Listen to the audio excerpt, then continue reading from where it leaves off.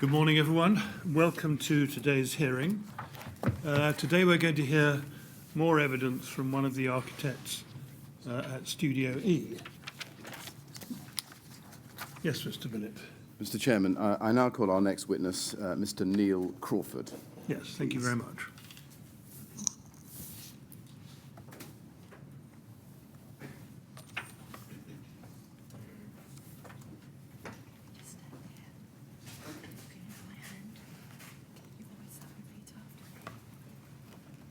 I swear by Almighty God I swear by Almighty God that the evidence I shall give that the evidence I shall give shall be the truth, shall be the truth, the whole truth, the whole truth, and nothing but the truth. and nothing but the truth.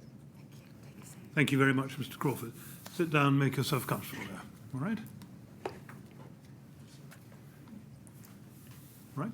Good. Yes, Mr. Billett. Good morning, Mr. Crawford. Morning. Can I ask you please first to give the inquiry your full name? Neil Stuart Crawford. Thank you. And thank you very much, I should say, first of all, for coming to the inquiry and assisting us with our investigations. I'm going to be asking you questions today and probably beyond today. If you have difficulty understanding anything I'm asking you, then please just say, and I can put the question in a different way or ask a different question. Can I also ask you just to keep your voice up so that the transcribers who are on your right there behind those screens can hear you clearly and get down accurately what you say? Yes. Now, you have made a witness statement for the inquiry, and you will find it in a file in front of you on the desk, and it will also appear on the screen. And I'd just like to show it to you, please. It's SEA 14275.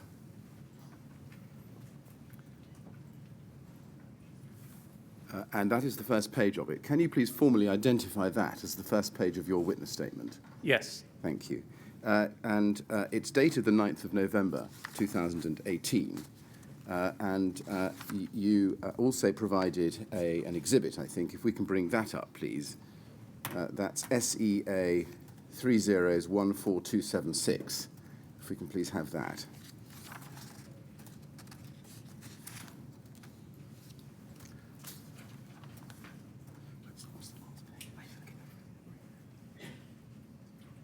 Have you read this witness statement recently? Yes.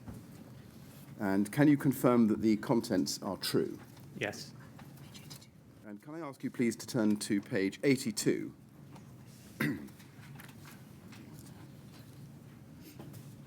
There's a signature there.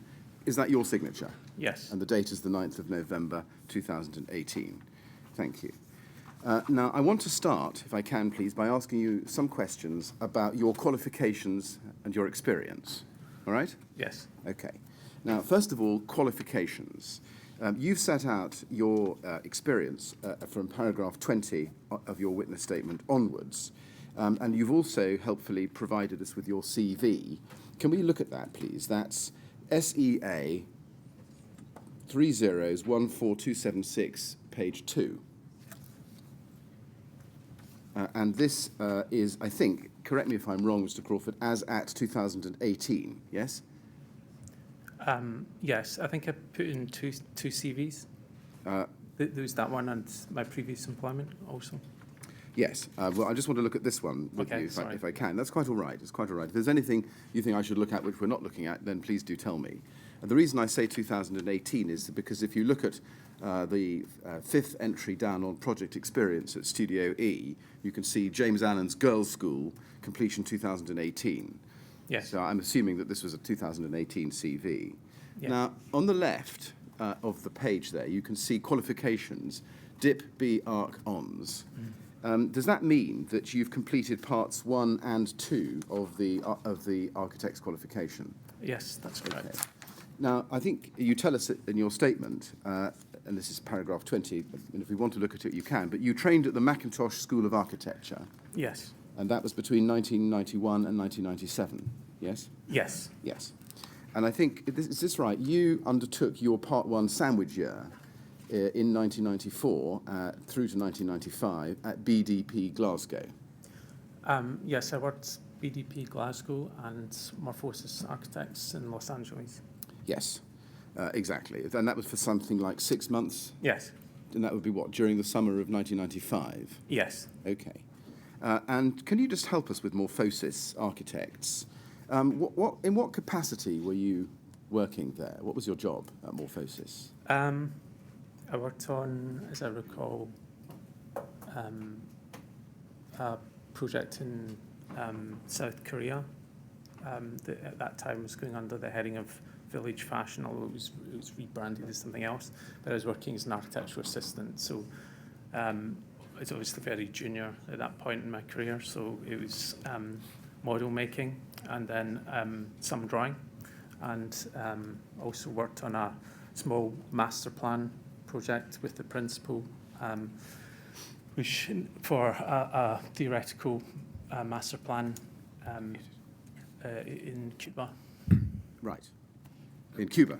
Yeah. Thank you very much. And can you just tell us, when did you complete your Part 2 qualification? That'd been 97. 1997. And is it right that you, at least as at 2018, when you did this CV we're looking at, hadn't completed the RIBA Part 3 final qualifying exam? That's correct. And am I right in thinking that the Part 3 RIBA exam involves quite an intensive unit study of the building regulations and the related approved guidance? Amongst other things, yes. Amongst other things, yes. Did you study the building regulations and the approved guidance that goes with them at any part of your Parts 1 and 2? We had building science as part of our course in, I think in the undergraduate, I think in the postgraduate as well, and that did cover quite a number of elements of building regulations. I see. Are you able to remember what elements of the building regulations that those parts covered? L. And but other sections as well. I'm sure it was. Bearing in mind that would have been over 20 years ago. Indeed. Maybe a bit hazy. Yes, exactly. Can I just be clear? Are those the English and Welsh regulations or the Scottish regulations that you studied? It was in Scotland, so it would be the Scottish. Right. Yeah. So did you, as part of your Parts 1 and 2, have any opportunity to study the English and Welsh building regulations and associated approved guidance?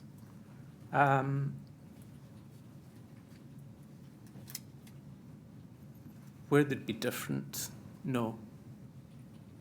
In the sense that some of the regulations are basically the same and some aren't. So yes. Yeah. But in the sense that there'd be parts that were different, I think it's illogical that I would have studied them, but I couldn't say definitively. And did any of those regulations that you studied at Parts 1 and 2, did they relate to fire safety? I can tell you so far, so long ago. Right. Now, you say, or we have been told, I should say, in the appendix to Studio E's opening submissions to the inquiry, that you began your Part 3 training but stopped part way through for personal reasons. I don't want to know about the personal reasons, just to be clear about that, but is that correct? Yes. Okay. And can you tell us the dates when you started and when you stopped, do you think? As I recall, it was 2007. That you started? Yes, and I think I did the course for 5-6 months, something like this. Okay. So during 2007? Yes, right. As I recall. Okay. And do you know, or can you remember how far through the Part 3 training you got? I'd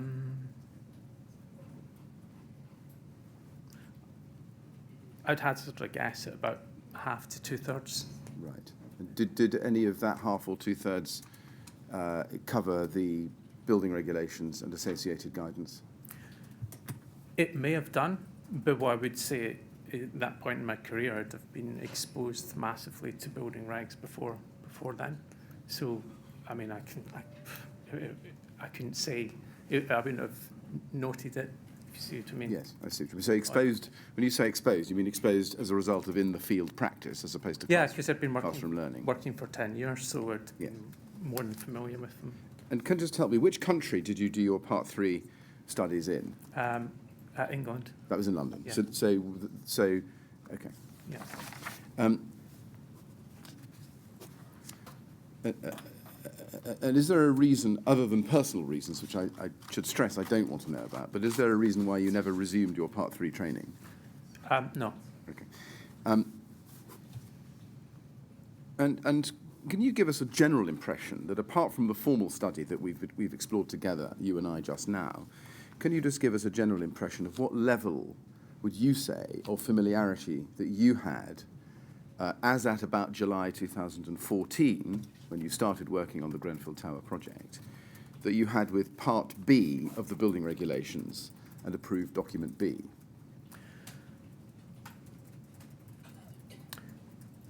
I would say the way that, as an architect, that you use building regulations is much in the same way you use an encyclopedia. You don't read it from front to back. You look at the documents as they become relevant. So, for example, 2014, I'd done dozens of projects. So in each project, you would look at the regulations that were relevant to that, pertinent to that project, or pertinent to what you were doing on that project. So Part B I was familiar with because I'd worked on projects where that was a large part of the building, and the fire strategy is fundamental in any project. Right, thank you. Between 2014 and 2016, were you a member of the RIBA? No. Can I turn to some of your in the field experience, if I can call it that? Before working at Studio E, I think you worked at Foster and Partners between 1997 and 2009. Yes. In what capacity or role were you working there initially at the start?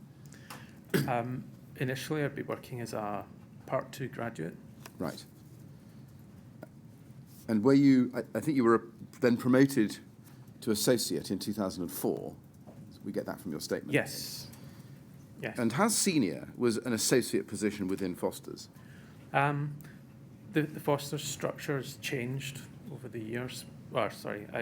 Speaking about the time I was there, the structure and the hierarchy changed over time, including in the period that I was there. I think at the time the structure was Part 1, Part 2, architect, associate. I think it was directors then, and then senior partners. But I think the firm did restructure. I'm really struggling out dates, but towards the end of my time there, and then the whole system was kind of recalibrated. Right, I see. So at the end of your time there in 2009, were you still an associate, or did you have another job title? I was still an associate. Okay. Now, can we please look at your witness statement, SEA 000142275 at page 74. And I'd like to look with you, please, at paragraph 241, where you refer to your work on a project at 3 to 4 Hardman Square, Spinningfields, Manchester. You see that? Yes. And that, I think, was something that Foster and Partners designed in around 2004, as you say. Yes. And you say there that you were the capital P project, capital L lead for Foster and Partners on that project. Was that in relation to that particular project, or was that a broader job title? No, on that project, which I worked on pretty much start to finish, at senior level, there was a partner, and then within the time period I worked on that project, I was made an associate. So I had a team at that time. I recall sort of 6-7 people working on that project. So I, for example, would be going to Manchester doing meetings and so on. So project lead, was that the lead architect on the project, or were you answerable to somebody else supervising your work? Oh, there's a partner above me. Right. Yeah. Okay. And did that partner supervise you on a daily basis or only on a sporadic basis from time to time? I'd say on that project, because of course the teams flux depending on which stage you're at and resourcing and so on. At the start of the project, the partner was very involved, and then later on, as the as the project procured on site. I was left more to deal with the whole project. Right, I see. Yeah. And did you work on any other projects at Foster and Partners as a project lead?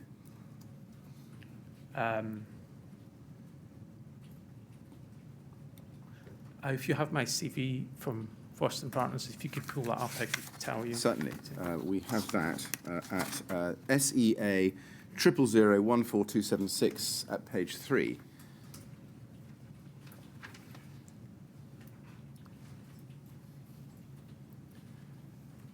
That's not right. Well, I tell you what we'll do. We'll find it and we'll come back to Okay. it if we need it. I'll move on then. Oh, that's it there. We got it. Yeah. Right. Okay. So have a look at that. Okay, so for example, on the Mill Harbour Quarter project, And we're going to come to ask you some questions about that. But yes, do tell me now about that. on that project, who's the same partner above me, and I was sort of, if you like, overseeing that team or leading up that team. Yes. On the India Tower, no, I came in later to help. On the Yale School of Management, again, I was working under a partner, and I travelled to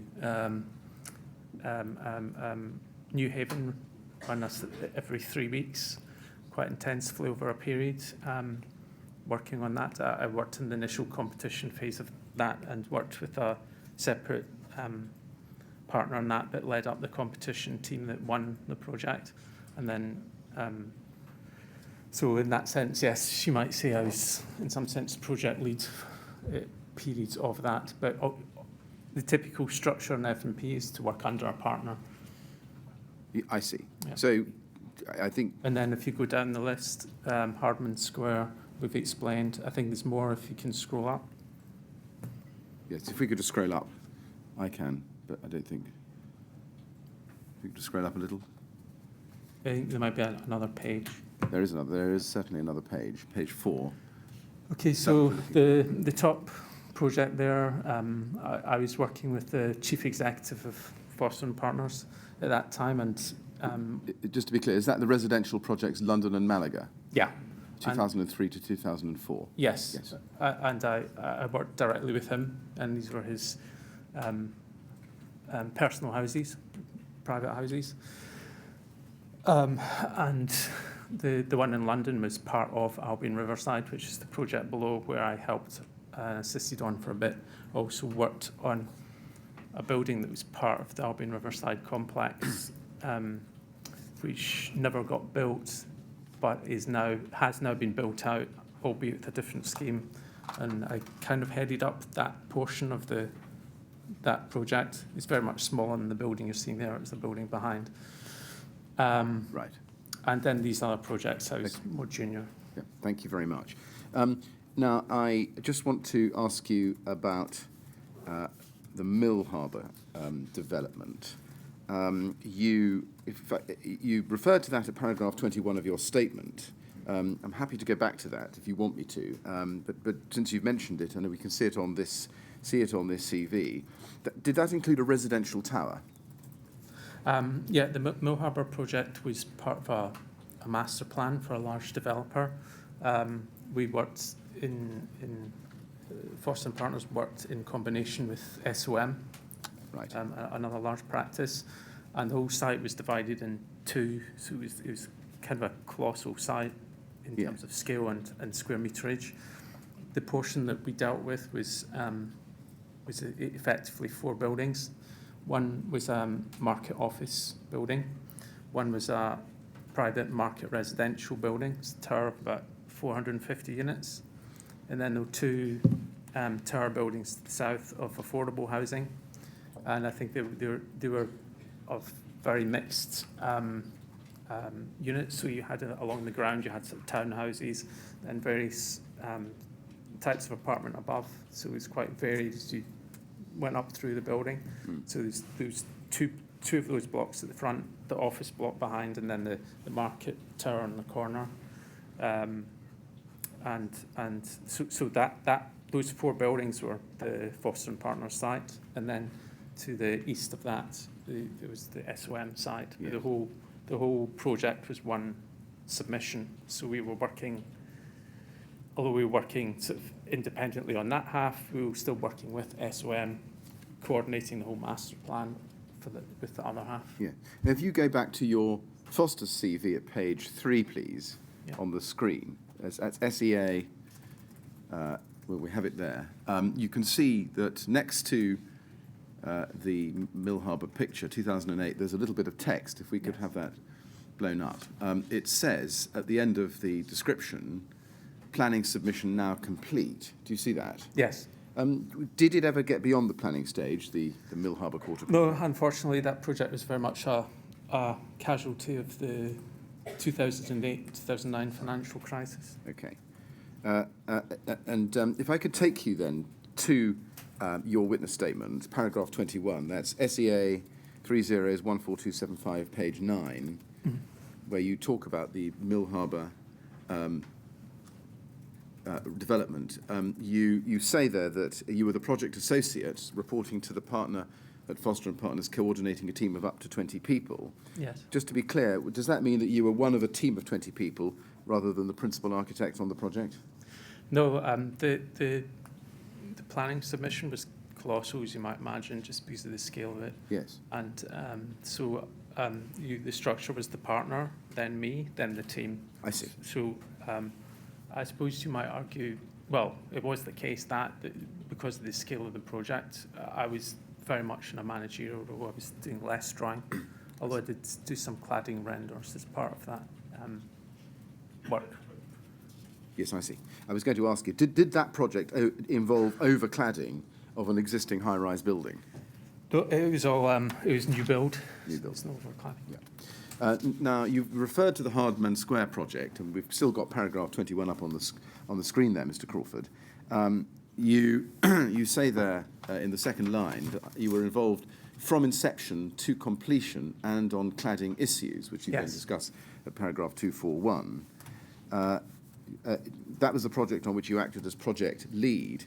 When you say completion, do you mean completion of the project as a whole or just up to the end of Foster's involvement? With the Hardman Square project, it was part of a development by Allied London. Yes. And Allied London had owned a large tract of land in central Manchester, known as Spinning Fields. Fosters were appointed at that point to do buildings 3 and 4, as it was termed at that point. And that was the portion I was involved with from start to completion. It also included car park and associated landscaping that connected the two buildings and that whole development. There were buildings that were being built. I think Shepherd Robson were doing a tower simultaneously, and then there's another phase that came much later that we weren't involved with. Yes, I see. I see. Can I ask you then to go to paragraph 241 of your statement, which you've referred to here at paragraph 21. That's on page 74, Mr. Operator, of the same document. You say in the last sentence there that you were the project lead, and you say, I now recall that Arup Facades assisted in designing the cladding as a facade consultant with Metalbau Frö, thank you, as subcontractor. Yes. Was that a project on which you had a specialist fire consultant, namely Arup Facades? No, I wouldn't term it like that. There would have been a fire strategy. Right. It would have been by, I can't remember offhand who it was, but there would have been a separate fire consultant doing the fire strategy. I see. A facade consultant doesn't specifically just deal with fire. A facade consultant generally is used to assist in the design and procurement process of a specialist facade. So it's not that they are allocated to fire in facades, if you see what I mean. I see what you mean. Yeah. So do we take it from that it was Arup Facades which designed the cladding and affected the procurement of materials?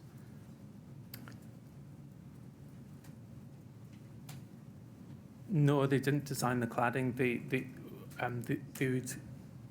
they were consulted on the development of the design of the cladding, and they wouldn't have procured the materials either. Right. So I see. But you do I take it from that? But you also had a separate specialist fire consultant or fire subcontractor. There would have been a fire consultant that would have dealt with the fire strategy for the building. Yes. I see. And that was a non-Foster's entity, was it? I can't remember who it was, but in all likelihood, yes. Yes, I'm not aware that there was a specialist fire entity. Now, I think you've already told us, but just confirm, the Hardman Square project wasn't a residential project. It was commercial mixed use, so it was predominantly office with retail at the ground levels, yes. And I think it didn't, therefore, involve a high-rise residential building above 18 metres. No, it was an office building above 18 metres. And I think it's right also that the Hardman Square project involved predominantly glazed curtain walling with metal spandrel panels. Yes, it was a unitised curtain walling system. Yes, okay. Can we now turn to a different topic, Mr. Crawford, which I should ask you, what was your actual job on the Hardman Square project in respect of the facade specifically? Do you remember? I did most of the drawing for the facades, and I was in the project. Let's say when the project started and was evolving, I was the packages that I was responsible for and developing up were the building envelope, so that was the facades and the roofs. Yes, I see.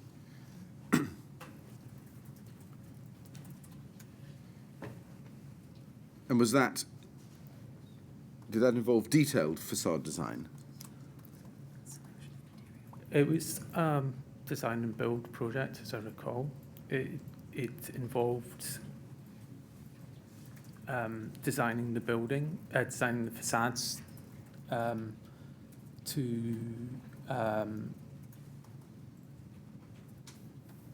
a level of architectural intent, I would say. Right. Okay. We will come back to look at Yeah. what that means later on in your evidence. Did it involve the procurement of materials for the facade? Your involvement, selection and procurement. Up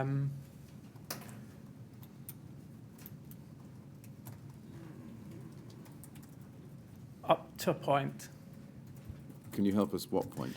For example, it was pretty obvious from the investigative studies you do when you start to, let's say, explore options with the facade and design it, that, okay, you might want this material or that material for it to appear as aluminium or terracotta or whatever you happen to choose. So yes, we knew how we wanted it to look, and it was reviewed internally from the perspective of its appearance.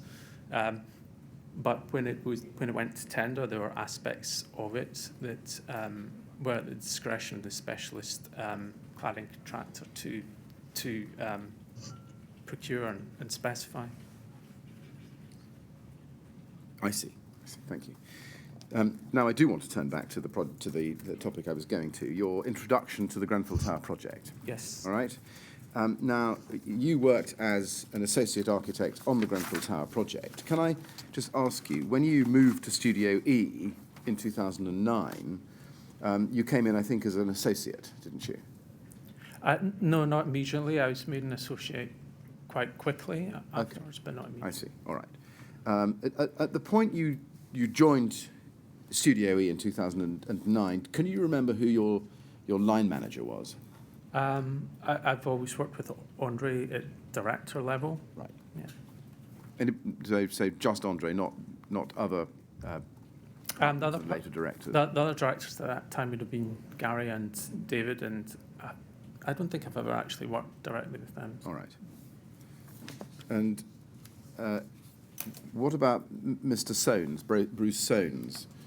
Yes. He was already there. Was he more senior to you, or when you were appointed to an associate level soon after your joining it, was he at the same level as you, or was he more senior to you? When I started at Studio E, Bruce was senior to me. In fact, the first project I worked on, the Arc Academy, he'd been working on with Andre, and I slotted in underneath him when I got made an associate. although Bruce still went by the title of associate, I would consider him senior to myself. I see. Did there ever come a time when you considered him no longer a senior to you, but your equal in terms of the hierarchy at Studio E? He may not have seen it the same way, but that doesn't matter.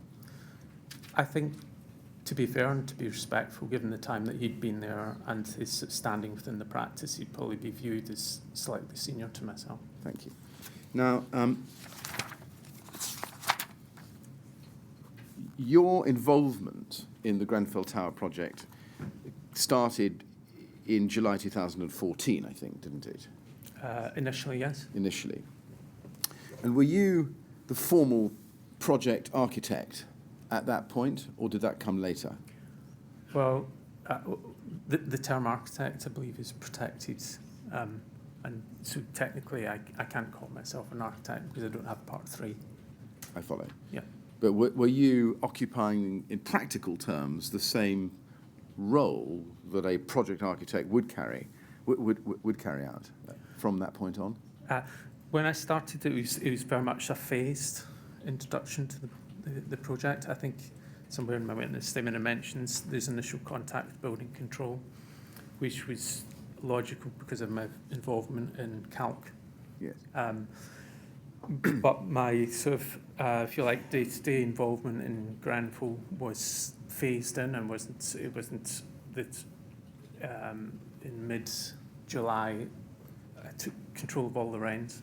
No. Bruce is still very much involved, particularly with aspects where he had the continuity, for example, in the planning and so on. So if you like, when I started, I was working, I would say, to his instruction initially, because there were certain things he was aware of that had to be done, and so he drew those to my focus. Yes. Do you remember who appointed you to the role that you were appointed to on the Grenfell Tower project? It's been a management decision because there's always the equation of the practice's workload and the people available to work on it, and so it would have been a decision that Bruce and Andre would have taken. I see. Now, Mr. Soanes told us in his evidence just for the transcript, it's day 6, page 172 at line 19, that a project architect would normally be someone that has completed their Part 3 examination. Would you agree with that? Normally, but not exclusively. For example, I mean, there's loads of, well, I don't want to go off topic, but there's plenty of practices that have very senior people who are not fully qualified. Right. And in the light of your experience up to the point we've discussed so far, is it fair to say, and if it's not, please tell me, that when you started work on the Grenfell Tower project in July 2014, you had no real experience of refurbishment of an existing high-rise residential building? Yeah, I think that's probably fairly accurate. Now, I'm going to ask you some questions next about your practice and your continuing professional development within Studio E. Yes. Can I ask you, please, first to look at SEA 14421.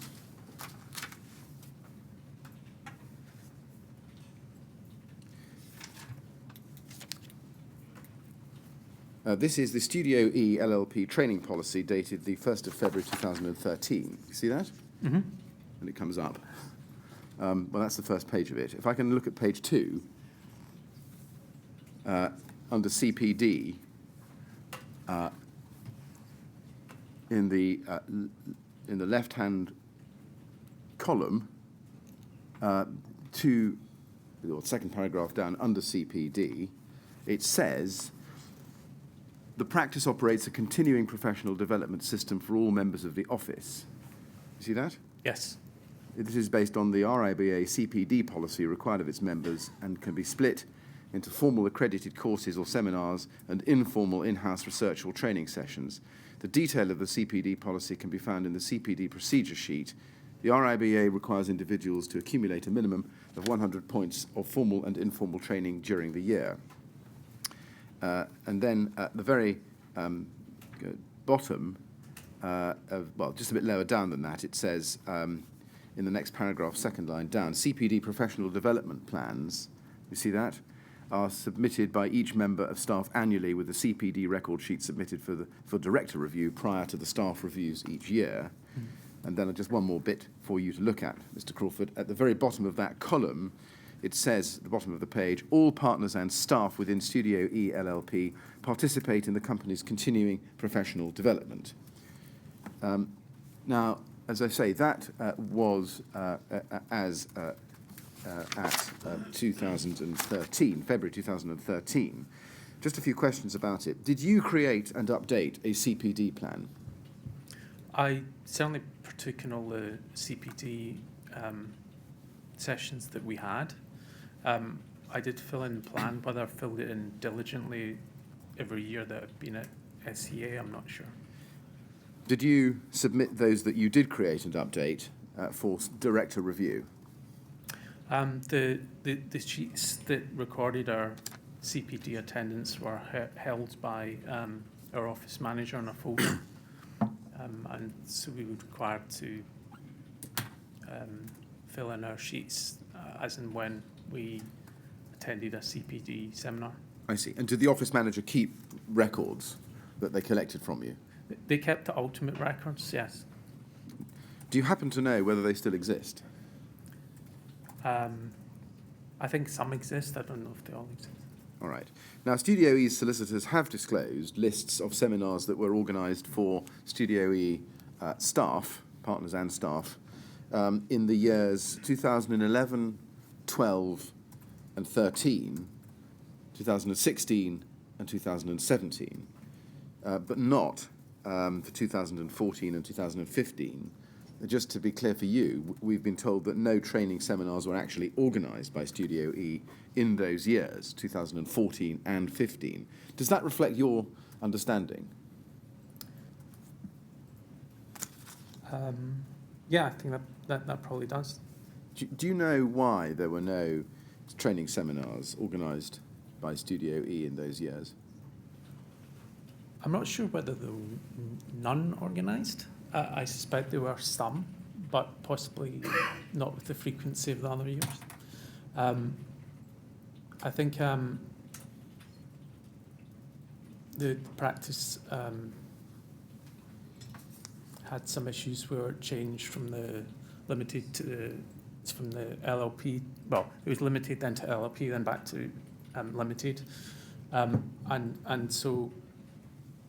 The two entities in existence, and we also had workload issues with the practice downsized and moved location. This may have been a factor in it. I see. But having said all that, a lot of CPT is not restricted just to formal seminars. There are, of course, multiple other aspects of CPD which we undertake and continually and as individuals and related to projects. I see. Did you personally undertake your own CPD as you went along during those years? I think if I were to answer that, I'd say that, if you're working, you are, because you're constantly looking at other buildings, constantly visiting buildings, constantly reviewing aspects of buildings that are interesting to you or relevant to you on projects. Did you fill in? Sorry, do you want to finish your answer? Sorry. No. Did you fill in CPD sheets and give them to the office manager in respect of those personal, private CPD development? No, the sheets were kept by the office manager in relation to CPD logs were a sort of Excel spreadsheet that were purely in relation to the formal 1 hour lunchtime seminar. I follow. So, to summarise it, is this right, that where there was a formal seminar put on for CPD, there'd be an attendance sheet, and that would go back to the office manager, but where you did it privately by researching something online, you wouldn't necessarily fill out a CPD I think some people might have kept their own logs because it would have been relevant to their RIBA requirement. I follow. Can we look, please, at a list of the seminars that were organised in the years when they were? SEA, please, 301444, Mr. Operator. And this is a CPD seminar list for 2010. And if we just look at that, do you agree, and we can see it, but looking at the titles of those seminars, there are no seminars listed there which would have been relevant to anybody's experience or learning for overcladding work or fire safety. When I say overcladding work on a high-rise building. To overcladding specifically, no. Yeah. And what about fire safety? Nothing. Well, I would argue that some of those did have fire safety components to them. For example, Just Swiss, as part of their presentation, would have discussed their product in relation to fire. I see. So I would expect. could you give me an example, perhaps, of this page of which seminar might include a fire safety element? Amwell wouldn't, because it's bathrooms. Icfon may do, because it's an internal lining product. Solus Ceramics is unlikely. Latchways may have had some overlap with that, because it's a roof access system, or the rest system, although I wouldn't normally associate it with fire issues. Deso is flooring, so there may have been there would have been perhaps some issues in relation to the fire performance of the flooring. The Expanded Metal Company, there may have been. Just Swiss, I suspect there would have been something, because there'd be limitations on how you used timber structures in relation to fire. M3FX, this is computer visualization, so no. Yeah. Okay. I mean, it sounds very much from what you've just said that these were effectively manufacturers of specific products coming into the office and giving you a discussion or lecture or presentation about the topics there in the context of their own products. That's very much the way CPD seminars are run.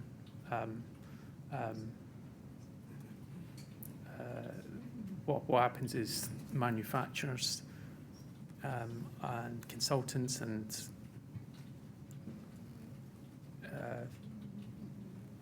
get accredited to give an RIBA CPD seminar. If you're cynical, you might say that there's a marketing dimension to some of that. Yes. Okay. Interesting. Right. Well, then let's look at some more specifically. If you go to the next document, which is SEA 30144427, this is the seminar list for 2011, and I'd like you to look, please, at the third one down, Kingfell, Fire Safety Management and BS 9999. Do you remember whether you attended that seminar? 7th of September 2011, lunchtime.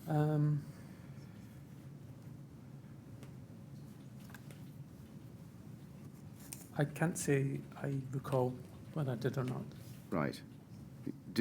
Does this trigger a recollection? Did it cover, do you remember a seminar on B4 of the building regulations involving someone called Kingfell? I specifically can't recall it, no. I can't recall. Okay. Can we look at the next document, which is SEA 000144423, please? This is the 2012 list. And in that list, there is a seminar given on the 12th of September, third up from the bottom, where the CPD provider is Celotex, and the description is using Celotex to meet Part L 2010. Do you remember attending that seminar? I may have done, I don't specifically.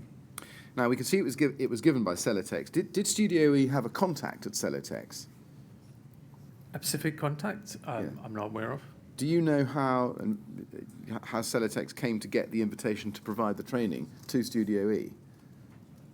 I don't know specifically how they did. I mean, it's not unusual for manufacturers to solicit to give seminars. Yes. It may be that it's it's often the case that the products will be being used in another project, and the manufacturer, supplier, or consultant may offer to give a practice-wide seminar off the back of that, let's say. Right, and that offer would normally be made to whom? Would it come to the contact on the project, or would it come through the office manager or a partner? It initially might go through the contact in the project, but they'd usually be directed to the office manager to then organise it. Right, I see.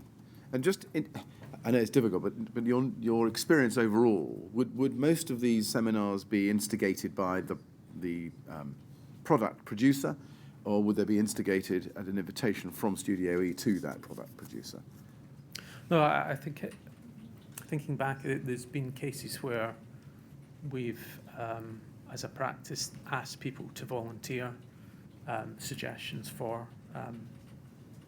CPD seminars because they were either of interest or relevant to them. But sometimes, but they can come from all these different angles. Yeah, I see. When you say people in that last answer, do you mean Staff. Staff. Yeah. Okay. But I think you told us you can't recall whether you attended this or not. This seminar. That specific one, I can't recall definitively whether. Right. Okay. Can I ask you then to look at the next one, which is 2013, SEA 000-14420.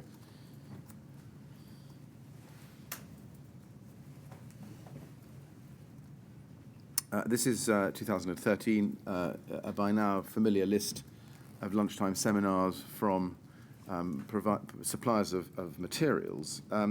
There's a seminar, second down, Butler and Young, 17th of April, and the topic is Building Regulations Update. Do you remember whether you attended that seminar? I may have done. I really couldn't say definitively. Who are Butler and Young? Butler and Young are well, among other things, they are improved inspectors. I see. Approved inspectors being... The privatised version of building control. That's what I was going to suggest. Right. I see. If you... did you... can you please look at the next one, which is 2016? He doesn't know. Which is SEA 000-14419. Mm-hmm. And this is 2016, 5 seminars in that year between March and November. And the first one is Tetra Consulting, New CDM Regulations 2015. Do you see that? Yes. Do you remember whether you went to that? I think I did. It would have been quite an important one. It would have been, yes, because it's with the advent of the principal designer role. Yeah. Yes. Yeah. And that was 23rd of March 2016. And the regulations, I think, had come come into force in the October of the previous year. Do you remember that? Yes, that's correct. So, and who are Tetra Consulting? I'm not sure I could say definitively either. Right.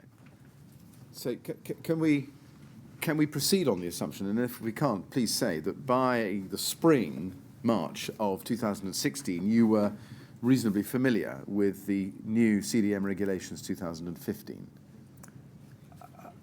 I was familiar with the... Well, I'd caveat that because I think the industry full stop was struggling to get its head around what the new CDM 2015 regulations actually were. All right. So to say I was familiar with them, I'd say I was familiar with the issues that they were presenting. Fair enough.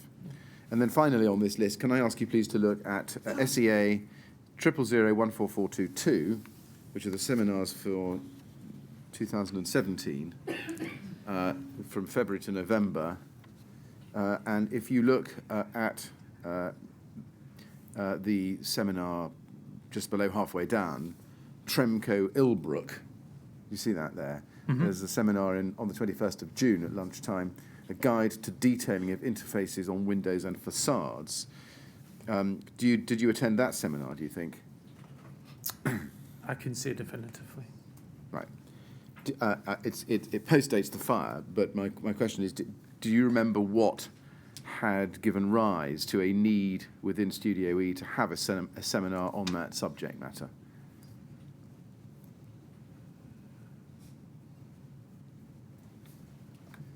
I mean, you say it postdates the fire, but by a week. Yeah, indeed. And so it would And have, these it would have been seminars organised. should have been organised in advance. Exactly. And so the question is, I'll put it again, the question is, do you remember what had given rise to a need within Studio E to have a seminar on that subject matter? I wouldn't have thought there would have been a specific need. I think it's just that you go through a variety of subjects and topics, and that one was deemed appropriate then. I mean, I'm not sure that there was a specific need in that sense. And who are Tremco Ilbrook? Do you know? I'm not entirely sure, actually, but I suspect they're connected with windows and facades. Do you remember whether you went to that seminar? I couldn't definitively say. Right. More generally, Mr. Crawford, prior to or during your work on the Grenfell Tower project, did you ever attend any training on Part B4 of the building regulations? Specific B4 training? Well, any training which was on or perhaps included Part B4 of the building regulations? It's possible, but the building regulations are so extensive. It would be unusual to think of them in those terms, in terms of CBD seminars. Right. And I take it that the same answer would apply to a question relating to approved document B. Did you ever attend any training on approved document B? Specific training? Yes. In isolation? No, I can't think. Well, either in isolation or together with other related topics. Well, this is the point I'm trying to make. I think with the other related topics, it's inevitable. So, for example, if you have someone who comes in and talks, let's say they talk about cladding system or something like that, then they're going to reference Part B. I see. Okay. You see what I'm saying? So, for example, we might, even something as mundane as flooring, it might start to reference, sustainability and other parts of the regulations relevant to that. Yeah. It's not that you've had a specific session on Part L or whatever that. Right. Well, do you remember ever having any incidental training as part of a wider topic on either Part B4 of the building regulations or approved document B? Specifically, no, but I would have inevitably. And just a couple of more questions on a similar topic. Prior to or during your work on the Grenfell Tower project, do you recall ever attending any training on how to design a rain screen cladding system? Not specific training, no. Right. And did you ever attend any training specifically or as part of a wider topic on fire classification and testing and certification of materials? Not specifically, no. No. Mr. Chairman, I'm going to turn to a different topic, but we have been going just about 55 minutes. Yes. I'm happy to continue, if the witness is happy to continue for a little bit let's longer. ask Mr. Crawford. Because the next topic's quite We short. normally have at least one break during the morning, which we take roughly halfway through the morning, but we can have more frequent breaks if the witness feels that would be helpful. Now, how do you feel? Would you like a break now, or would you have to carry on for another 25 minutes, say? I prefer early breaks, to be honest. Yeah, of course. Yeah. All right, so you'd like a break now?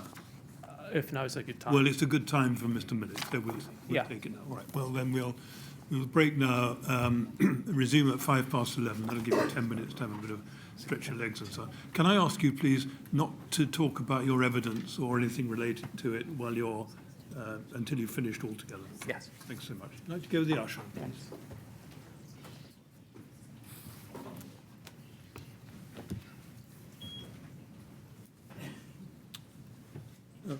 11, then, please. Okay.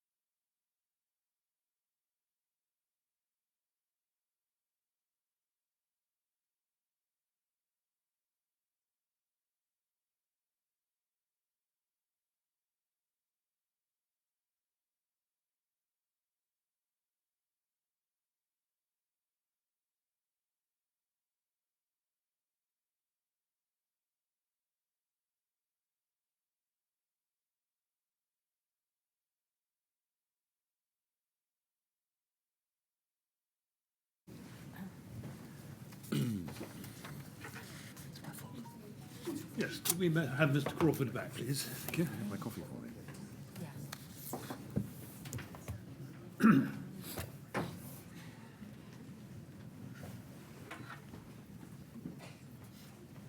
All right, Mr. Crawford? Yes. Good, thank you. Mr. Millett? Thank you very much, Mr. Chairman.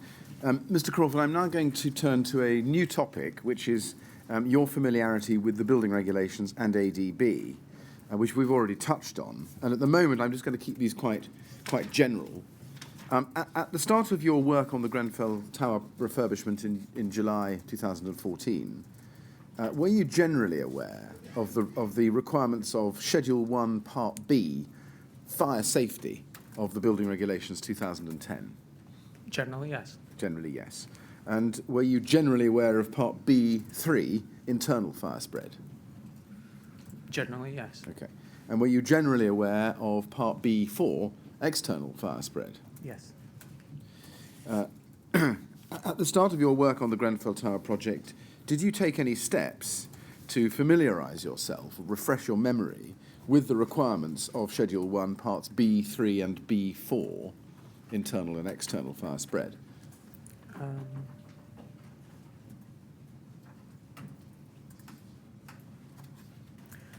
I would have looked at them where and if I thought they were relevant as they came up. So is this fair generally? You would consult them, both the regulation and the schedule, as and when you thought you needed to look at them? Yes. I see.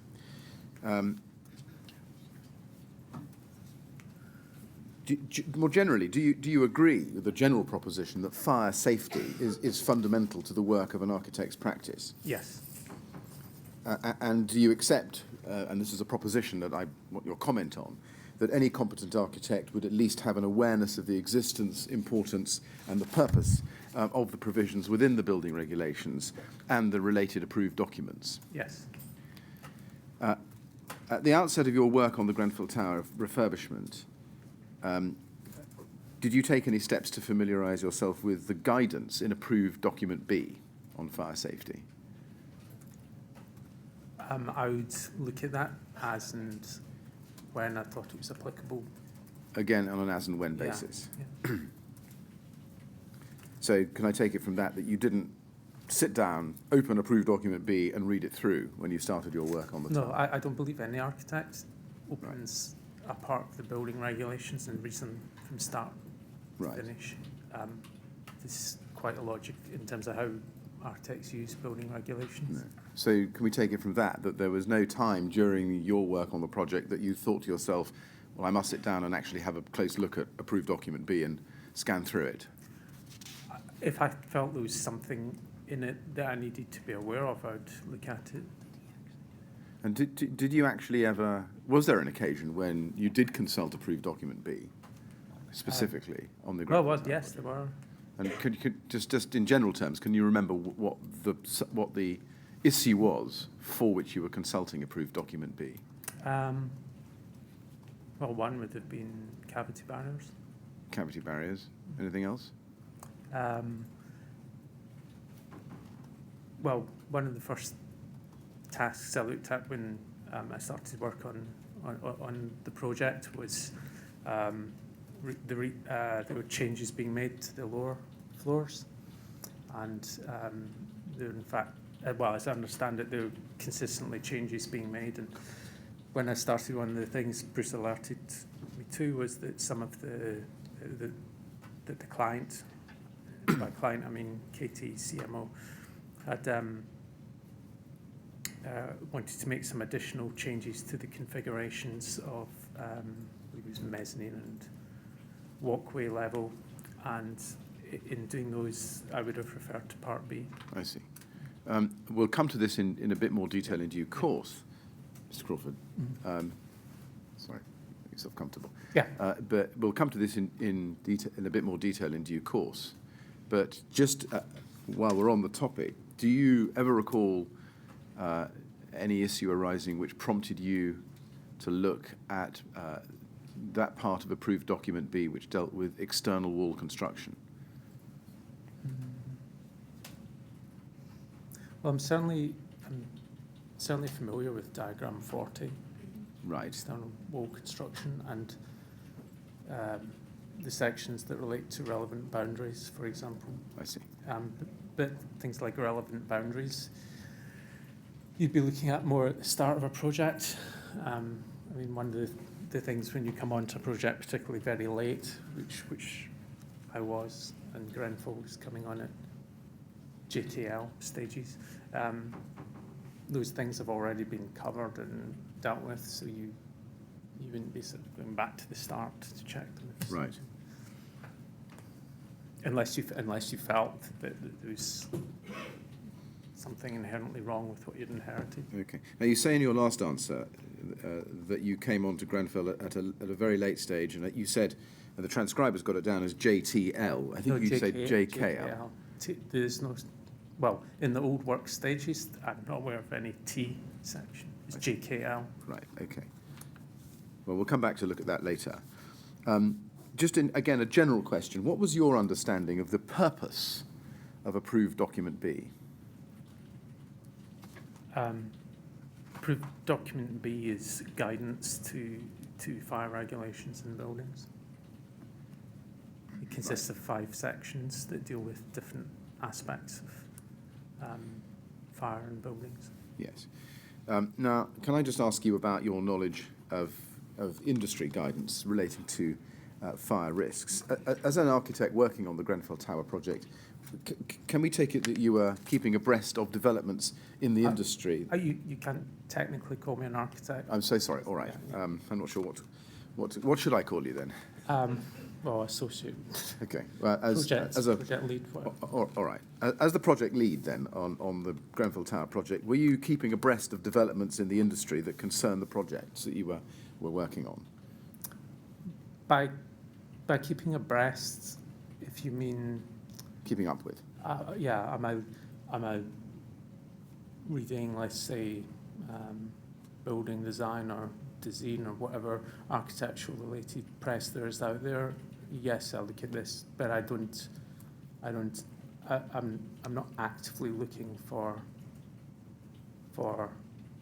specific publications on specific issues unless I feel they're pertinent to what I'm doing.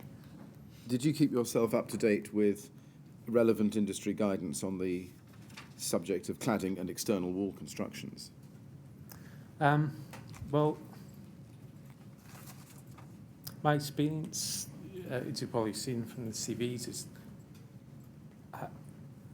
has meant dealing with a lot of different types of cladding in different types of buildings. And so every time you do a new project and you're looking at new type of cladding, then you start looking at those things. I think when you inherit a project or start working on a project further down the line, when a lot of those decisions have already been made, then you wouldn't necessarily be going out and looking in the same capacity at those things. You might look if you thought there was something inherently wrong in what you're inheriting, as it were. Yeah. But otherwise, you wouldn't be sort of. How can I put it? You wouldn't be analysing that information in the same context. Yes. Okay. I'm going to move to a different topic. Just before I do, can I go back one, which relates to approved document B? Mm-hmm. When you started working on the Grenfell Tower project, were you aware that there were special rules covering external wall construction above 18 metres? Yes, that's in diagram 40. Right. Yeah. Okay. We'll come back to approved document B later in your evidence. I now want to change topic, if I can, and ask you some questions about the contract between Studio E and Ryden. Were you involved in any way in the negotiation of the contract between Studio E and Ryden? No. Not. Now, we know that Ryden and SEA Limited, the company, agreed, if I can call bespoke or tailored contractual terms, and we know that produced a final document, a deed of appointment, in February 2016. Do you remember that? Yes. Yes. Can I show you that, please? That is RYD 228. RYD, there it is.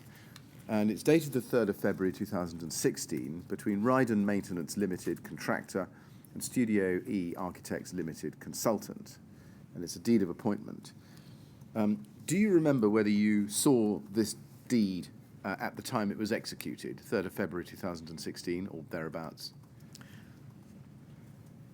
No, I remember what happened with this deed appointment is that it was issued, well, clearly from the date you can see, right at the end of the project. And I remember being on site and was it Stephen Blake, one of the, or David Hughes, I can't remember, one of them asked me to chase the appointment relative to Bruce and Andre, well, it was Bruce, back at the office in terms of getting it signed off, but I had no overview of the document, if you see what I mean. So I knew of it, but I wasn't involved in the sign-off of it or the content of it. Just to be clear, the transcriber's got you down as saying you've got no overview, or had no overview. Did you have an overview, or did you not have an overview? No, I had an overview in the sense that I knew the document existed, right, but not its content. I see. Yeah. So can I take it you never saw a draft of this before it was executed? No. All right. What about after it was executed? Did you see it? No, my only knowledge in relation to the draft after it was executed is I was asked to issue as-built drawings the next day or something similar to that. I see. Did Mr. Soanes ever tell you, or Mr. Cushell ever tell you, at least the gist of what was in the document? I was aware that it generated some stress because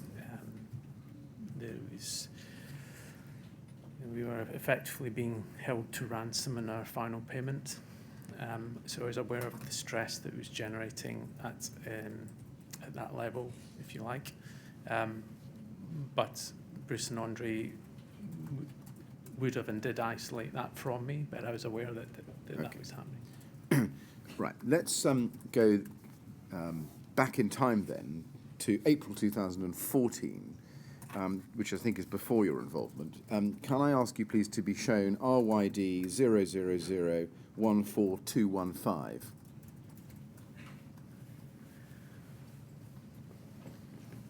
Now, this is a letter dated the 17th of April 2014, which was sent to Mr. Soanes by Simon Lawrence.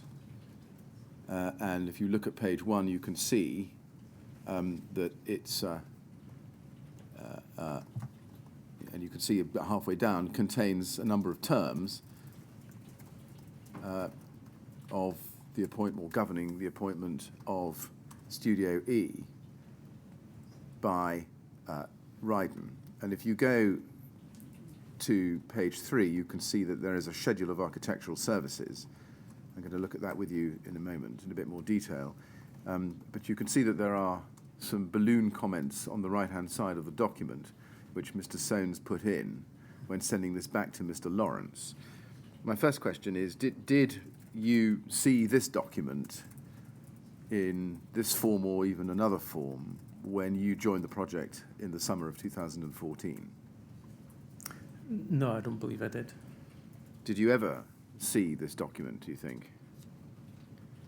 I don't think so.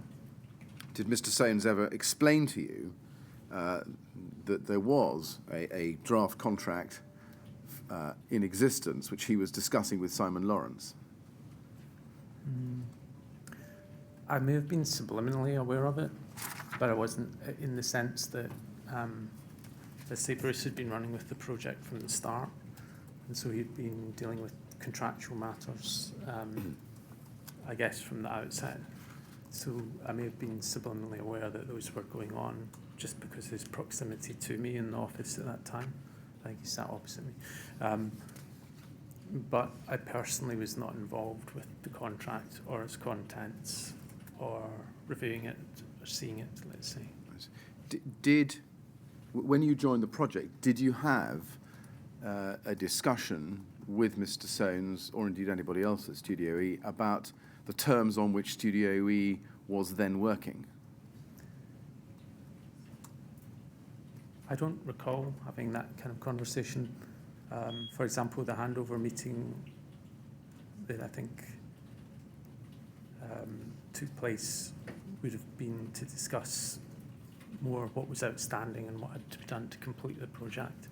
I don't recall having a, let's say, a conversation about the contract and its contents or requirements. Do you remember roughly when the handover meeting took place? Was it August 2014? August 2014, you think? Yeah, August, September, maybe. August, I think it was August 2014. Right. Were you working on the Grenfell Tower project before that handover? I'd had a minimal involvement, yes. I mean, I think that handover meeting was meant to be a kind of, sit down and this is where we are, this is what I want you to look at, sort of type meeting. At that meeting, who was present? Mr. Soanes? It would have been most likely between the two of us. Between the two of you? Yeah. Did Mr. Soanes give you a file of important documents relating to the project? No, although it would be unlikely for Bruce to give me a hard copy of anything because everything is held electronically, and especially Bruce's paperless office in terms of his mode of working. So, no, he does have a lot of paper, but he's more paperless than most of us. Did Mr. Soanes give you a list of documents that perhaps would have been obvious to you, but you should look at, such as the Stage D or Stage E reports? I think I asked to see the Stage E, and in fact, he had a hard copy. Contradict myself. He had a hard copy of the tender set. Right. Okay. Well, we'll come back and look in due course in your evidence to that. Yeah. Just focusing on that handover meeting, do I take it that there was nothing discussed between you as to the terms on which Studio E was currently engaged? Well, let's say I knew it was design and build, and the objectives in terms of what was expected of us, he would have made clear to me. For the You say you knew it was design and build. Who did you think at that stage Studio E's client was? I knew we were being novated to Ryden. I see. And did you not think to ask Mr. Soanes about what terms Studio E had been novated to Ryden on? Well, he may have explained those to me. It's quite probable. I mean, I suppose from my earlier point where I was talking about discussing the expectations of what I was to be working on, it's kind of rolled together with that, right, in a sense. Did you ask, or did you seek from Mr. Soanes a clear explanation about what Studio E had actually agreed with Ryden it would do?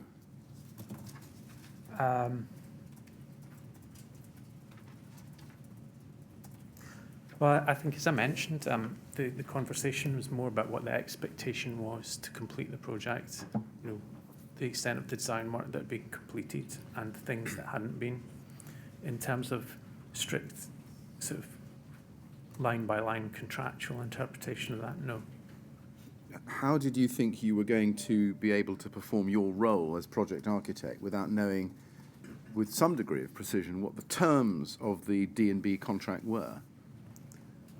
Well, again, coming back to what I said earlier, the handover meeting, Bruce was explaining what the expectation was in terms of what I would be working on to completion of the project.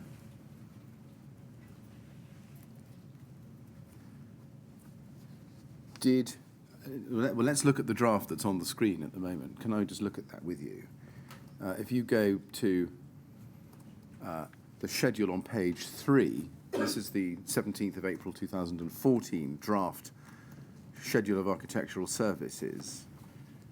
you can see at item 4, under generally, seek to ensure that all aspects of the architectural designs comply with the employer's requirement documents prepared by Artelia. Did you know when you came into the project that that is something, or that obligation was something which was, even if not formally in place, something which Ryden expected of Studio E?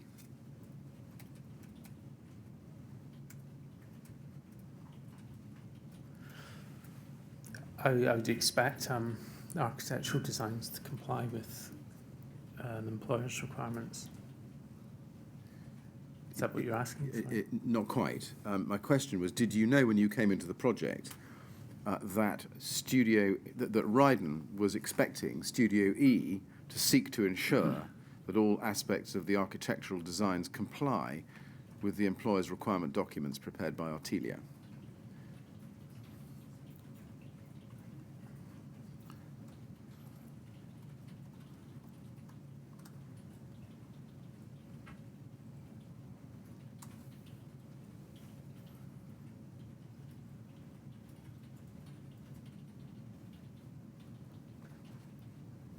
I'm not sure. Okay. I've got a few questions of the same nature in relation to one or two of these other clauses. Look at 5, and they are drafts, of course. Advise the contractor where, in the architect's opinion, there are shortfalls within the employer's requirements and advise of the assumptions to be made. When you came into the project, did you know, or did Mr. Sains tell you, that Ryden were expecting Studio E to advise the contractor, in other words, Ryden, where, in the architect's opinion, there are shortfalls within the employer's requirements and advise of assumptions to be made? Did he tell you that?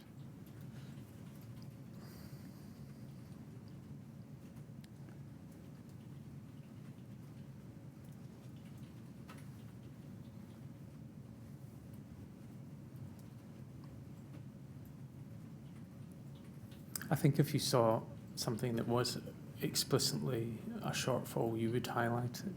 But I don't remember explicitly being quoted that terminology.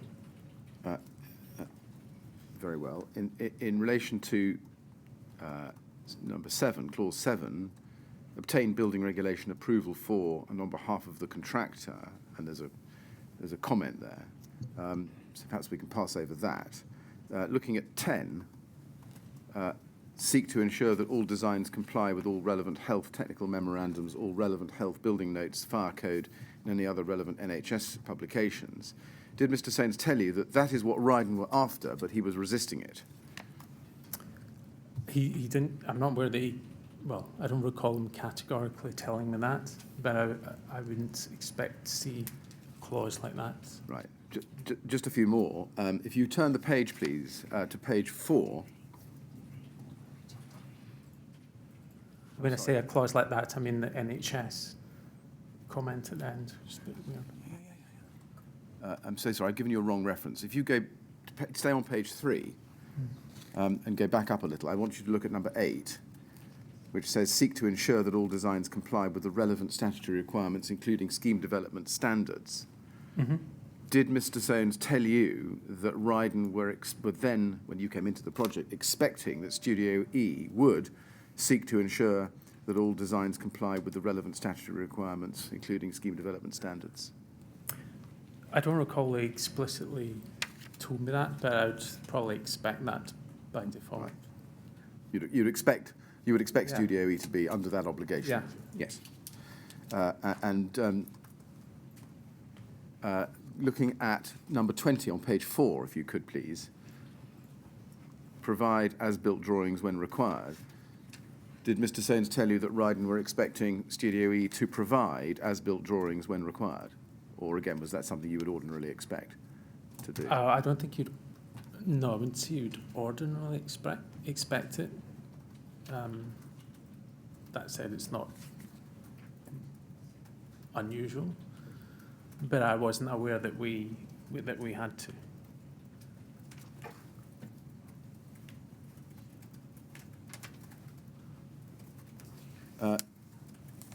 I see.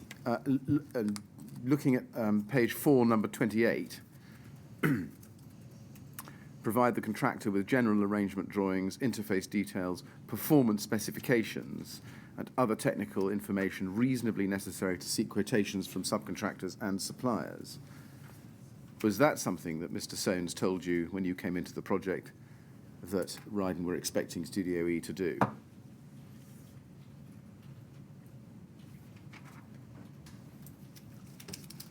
Well,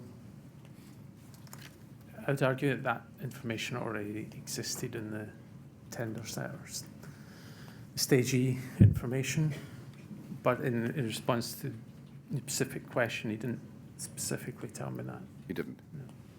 No. And then number 29, just below it, examine subcontractors and suppliers' drawings and details with particular reference to tolerances and dimensional coordination, finish, durability, appearance, and performance criteria, and report to the contractor. Did Mr. Soanes ever tell you when you came into the project that Ryden were expecting Studio E to do that?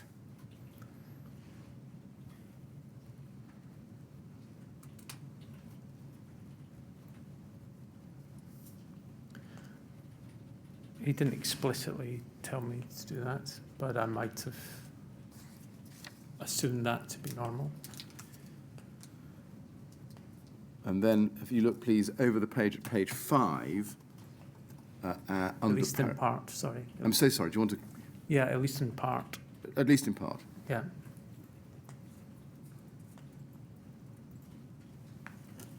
Which part? I'm so sorry to go back. Which part would you think you would think Well, was normal, and which part? I think the bit where I hesitate slightly is performance and precisely what's meant by that. Right. Does that mean that if Mr. Soanes hadn't explained to you that that was what Ryden were expecting, you wouldn't expect to have to advise or have to examine the subcontractors and suppliers' drawings with a particular reference to performance? Again, it means it defined performance, but yes. Or performance criteria, I see. And then if you can go back where I was going to, which is page 5,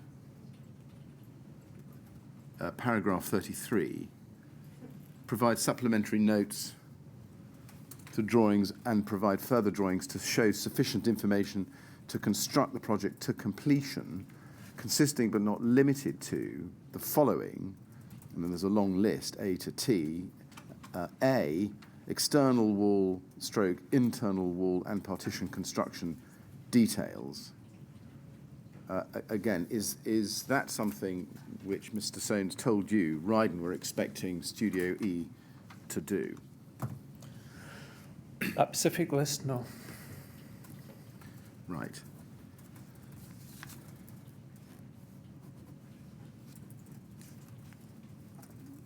So, would it be fair, and if it isn't fair, please say, but would it be fair to summarise your position in the summer of 2014 when you came into the project, that you were not aware of the precise obligations that Studio E either had undertaken or was expected by Ryden to undertake to them? I think my understanding of the obligations came from verbal discussion with Bruce.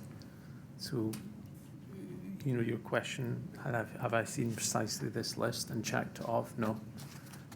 My obligations were understood from the conversations with Bruce in relation to where the project was and what the final expectation was. Can I then look at the deed with you, which we looked at earlier, the 2016 deed of appointment, RYD 000094228 at page 3.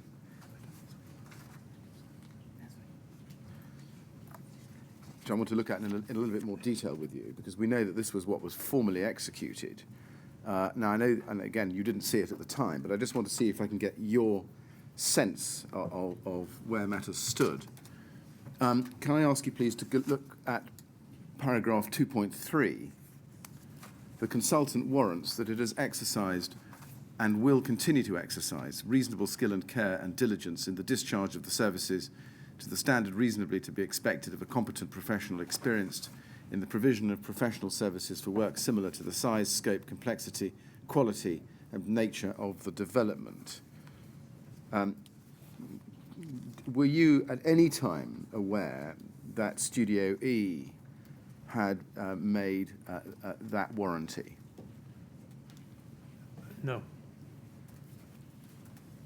I mean, let me rephrase. I knew I think I would have known there was a warranty in place, but not the specifics of it.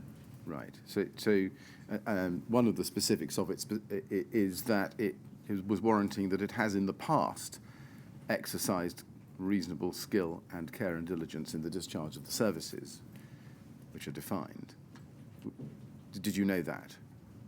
In other words, it was warranting its past quality. No. Can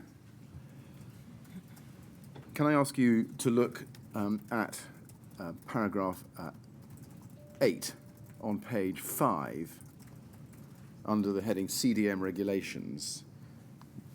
The consultant is aware of the Construction, Design and Management Regulations 2015, the CDM regulations, and acknowledges that in relation to the services, it is a designer as defined in the CDM regulations and will use reasonable skill, care and diligence to comply with its obligations and duties as a designer as defined and specified within the CDM regulations. Did you, at the time, this is February 16, have any understanding of what that required Studio E to do? There'd been a lot of discussion within the practice when the new 2015 regulations came in, and the implications of principal designer and whether that was something the practice could adequately provide. And the industry generally was struggling with how, I think, coming to terms with that new regulatory set. So I understood the conversations to some extent in relation to that. Mm. Yes, I see. So that's similar to what you told us before. Can I ask you then to turn on, please, to the annex, which is page 8 of this document. That's where it starts, which is the Schedule of Architectural Services. And can I look, please, first of all, at item 4, which we looked at in similar terms, same terms, in the April 2014 draft, seek to ensure that all aspects of the architectural designs comply with the employer's requirement documents prepared by Artelia. So similar question. As at February 2016, was that something that you knew Studio E had contractually promised to write?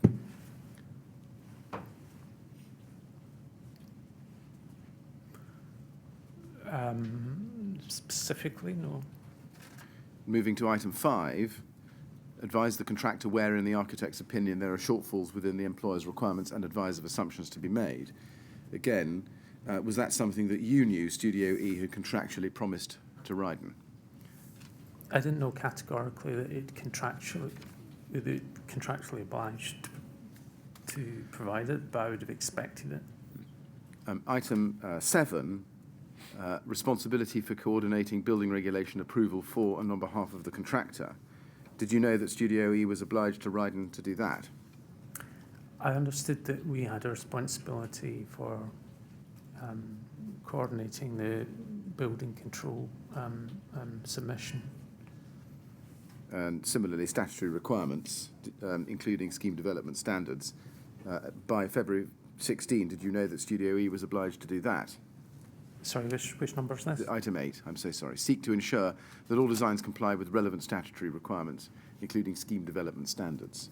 So again, February... Yeah, I mean, I didn't categorically know it, but I would have assumed that. Right. And would you agree with me that statutory requirements would include the obligations in the building regulations? Yes. And the CDM regulations? Yes. And indeed, as we look at item... I'm so sorry. Just to clarify, this document is from What was the date of this? This is the deed of 3rd of February 2016. So this is the retrospectively signed Yes. version.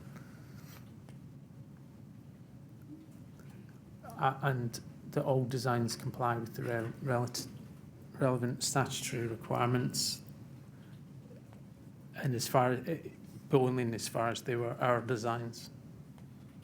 Is that how you understood it? Yeah. So you understood all designs. Well, you say you hadn't seen this document, No. but are you saying that all designs means all designs done by Studio E? Yes. Why do you say that? Well, if you had a specialist contractor, then it would be for them to seek to comply with the regulations. Was that your understanding throughout your involvement in the Grenfell Tower project? Yes. Did anybody tell you that that was what was agreed with Ryden? Categorically, I don't think so. Did anybody tell you that, or did you have any discussions within Studio E which reflected that understanding? Okay, if I can just step back a bit, I think I'm thinking specifically in terms of if you comment, let's say, if you comment on the cladding, then we would comment from the perspective of architectural intent. Well, we'll come to that in detail in relation to some specific documents in due course. So I'll park the questions on that for the moment. Just looking at item 9, obligation to produce a CDM design risk assessment. Did you know that Studio E was obliged to do that? Well, we did have our own internal risk assessments. Yeah. And then item 11, cooperate. I'm so sorry. Yes, item 11, Studio E to cooperate with the contractor's buying department in the consideration and selection of alternative materials. Did you know that Studio E was obliged to do that? Not categorically, no. Item 12, with other consultants, where appointed, develop the scheme designs, agree with the contractor the type of construction and quality selection of materials. Did you know that Studio E was obliged to do that?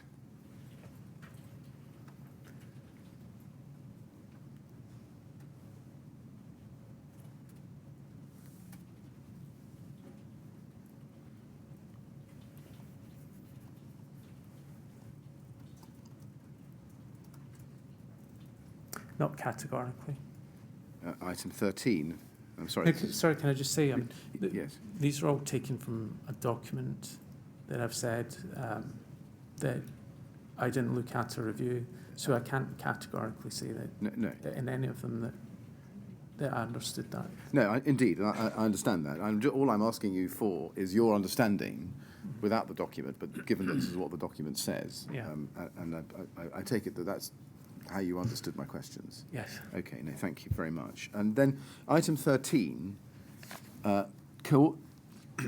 coordinate any design work done by consultants, specialist contractors, subcontractors and suppliers. I'm very sorry, same question again. Did you know that Studio E was obliged to do that?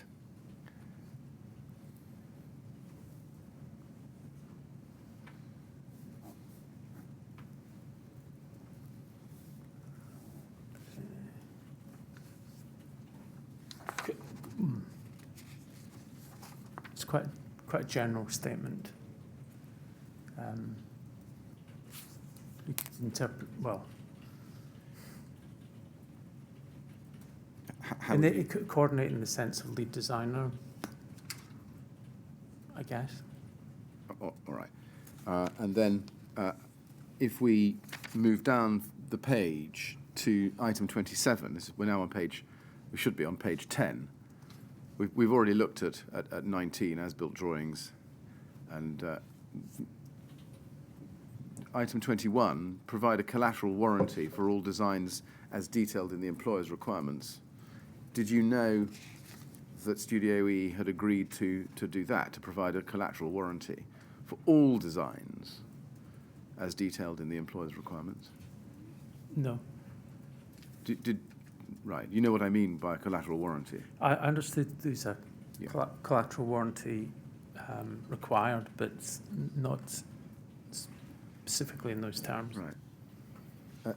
Item 27, examine subcontractors and suppliers' drawings and details with particular reference to tolerances and dimensional coordination, finish, durability, appearance and performance criteria, and report to the contractor. Did you know that Studio E was obliged to ride and to do that? And again, we see the performance criteria phrase used.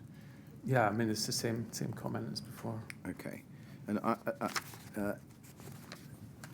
second from last, you'll be glad to hear, item 30, superstructures. There's an obligation there to provide design and to provide design and provide general arrangement drawings as follows. You see that?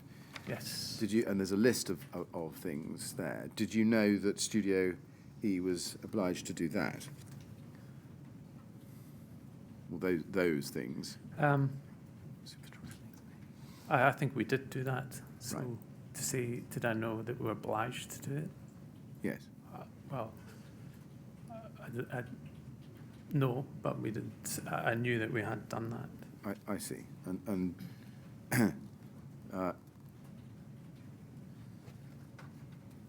and then under 31,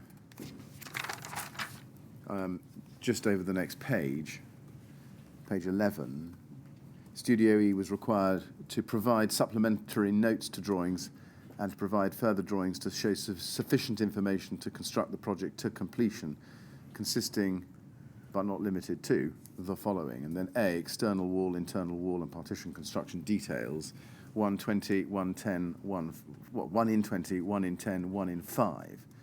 Did you know that Studio E was obliged to provide external and internal wall and partition construction details up to 1 in 5 scale? I was not aware that we had a specific obligation to produce You weren't. specific walls, specific details. Right. And then item C, window jamb, stroke head, stroke sill details. The same. And again, the same, 1 in 20, 1 in 10, 1 in 5. It says 1 15, but 1 in 5. Did you know that Studio E was to provide that? Specifically, no. Specifically, no. And then at the very bottom of page 12, if I can ask you to look at that, it says site visits. You see at the very, very bottom under paragraph 44, site visits, 25 number is required. Do you remember that being an obligation? I wasn't aware of that as an obligation from this document for the reasons I mentioned before, not seeing the document, but it was brought to my attention very late in the project that was in fact an obligation. Right. You were the main project person, I don't want to use the word architect, in respect of the Grenfell Tower from July 2014. Would you normally run a project without having close familiarity with either the proposed contractual terms or the actual contractual terms in a design and build contract that you either were going to or had undertaken to the design and builder? I think there's a number of comments I'd make on this. I think, first of all, I think it's not unusual for projects to run with no contract till end.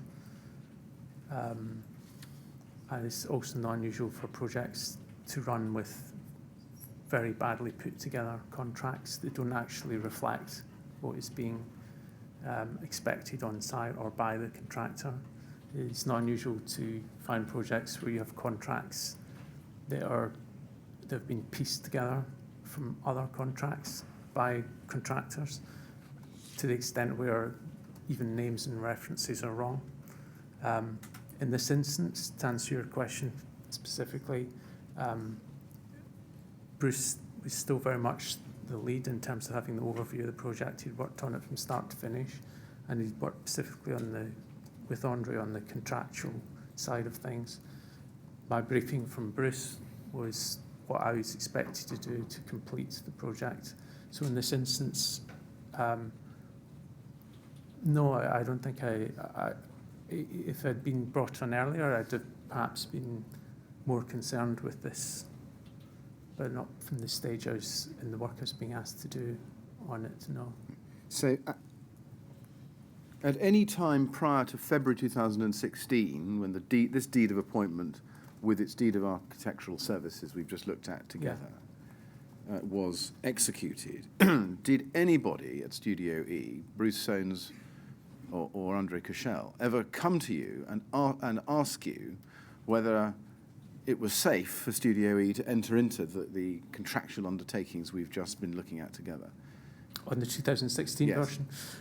No, but I think I alluded to earlier this morning was that I was aware that it was an issue of that was troubling them because let's say we're being held to ransom on the final payment and we're under pressure to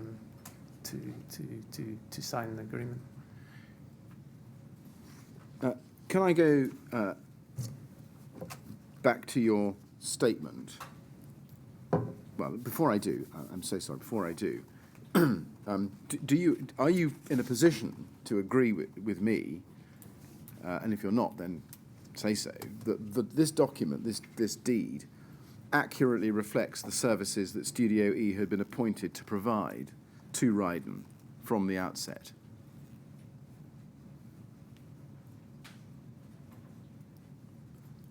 From the outset, I can't say because I wasn't involved from the outset.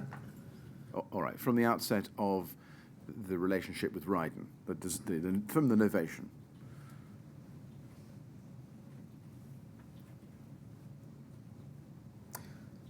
I think that would have to be a question to Bruce. I see. Yeah, All right. but I suspect not.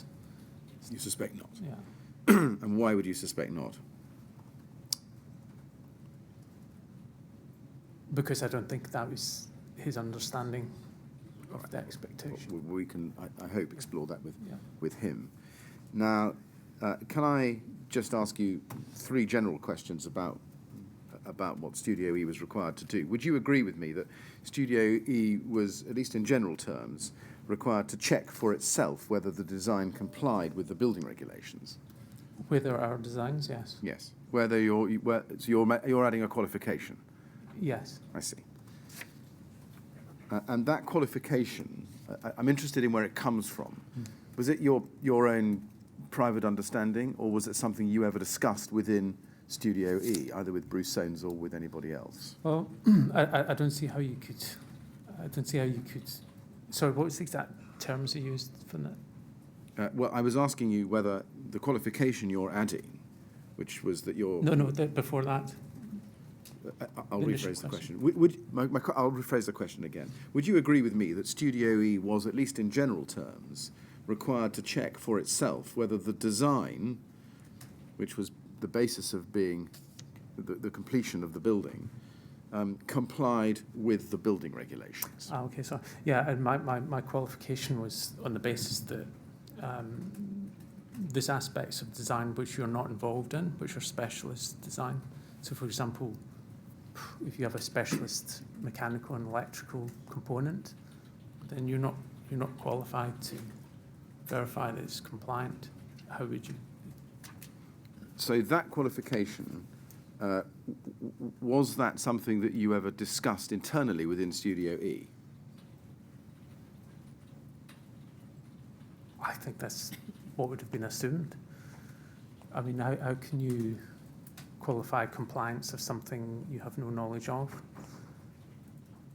Can you explain, from your own understanding, why it was that nobody at Studio E put that qualification into the deed of appointment, or ever told Ryden in terms that that was the limitation of Studio E's responsibility so far as building regulation compliance was concerned?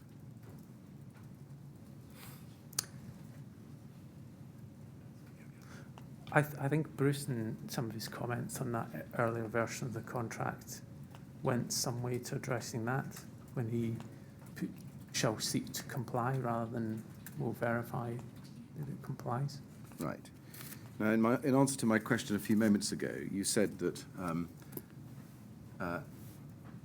that you, let me just find the answer, you wouldn't be expected to be involved in, you would not expect to be involved in design which we were not involved in, and this was line 14 of page 67. But it's right, isn't it, that you, as in Studio E, was definitely involved in the facade and the facade design. Sorry, your previous reference, I haven't seen. Yeah, that's just for the transcript. But when you answered my question a moment ago, you said that your qualification was on the basis that this aspect of design, which we were not involved in, which was specialist design, and then you gave an example of a specialist mechanical and electrical component.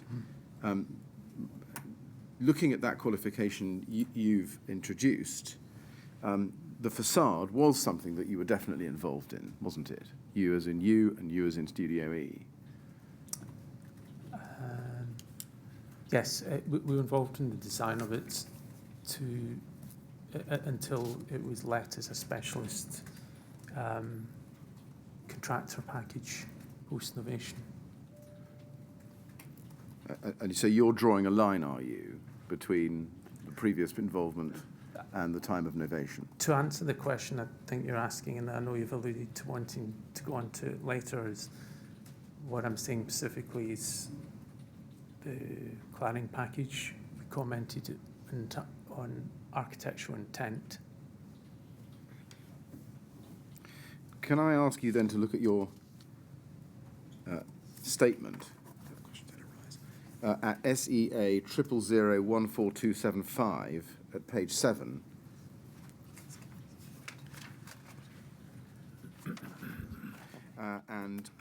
This is paragraph 14, please, where you say, Ryden was appointed as the main contractor on 30th of October 2014. After its appointment, it took over responsibility for the design of the project following the novation, which is a common feature of projects procured under a design and build route. See from paragraph 32 below. When you say there that Ryden took over responsibility for the design of the project, do you mean that Ryden took over responsibility to the TMO for the design? Is that what you're saying? No, they took over responsibility for the whole of the design of the project. Yes, to whom? To whom are you saying that Ryden took over that responsibility? To them, to their client, yes. Yeah. Now, if we look then at paragraph 32 of your statement, that's on page 14 of the same document.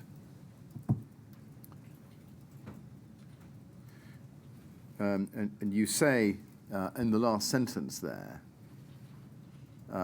however, under a main contract for a design and build project, Ryden, as the main contractor, is responsible for the design and construction of the project. You say that.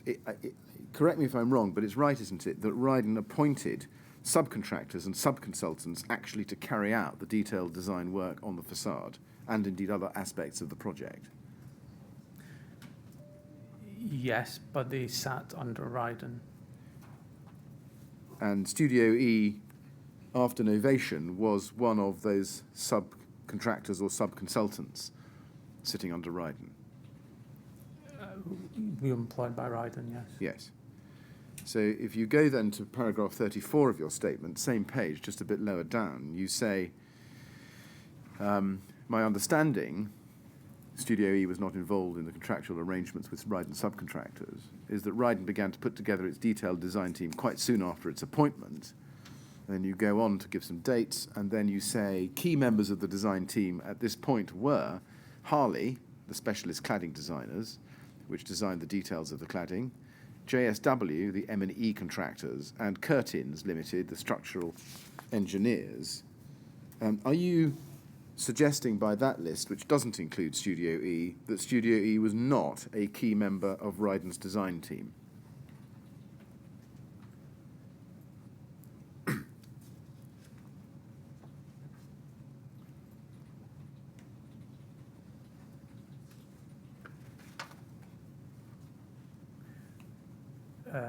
Well, that specifically says Ryden confirmed it's subcontractor designers.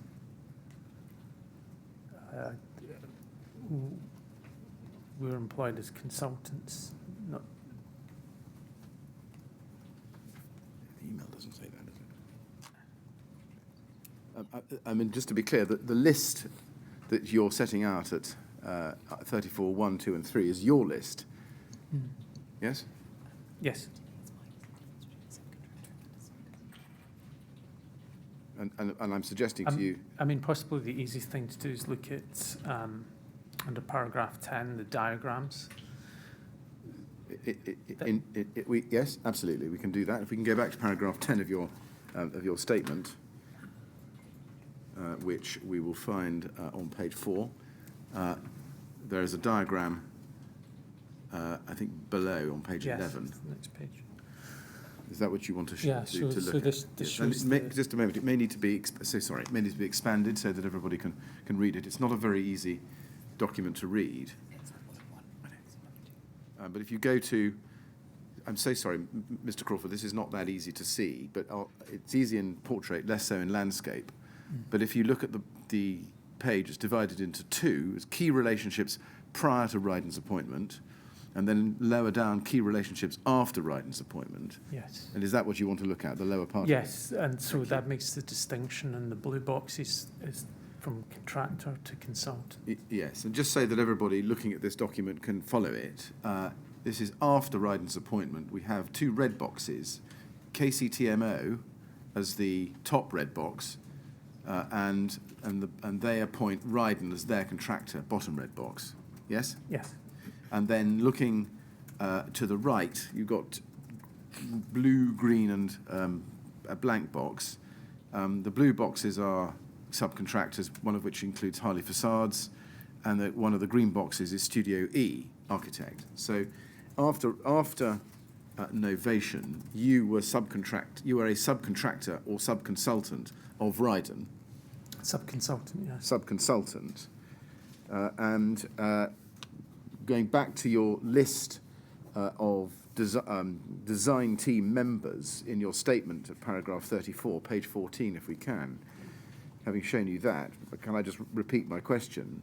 The list that you've set out here doesn't include Studio E, and my question is, why not, given that you're setting out key members of the design team?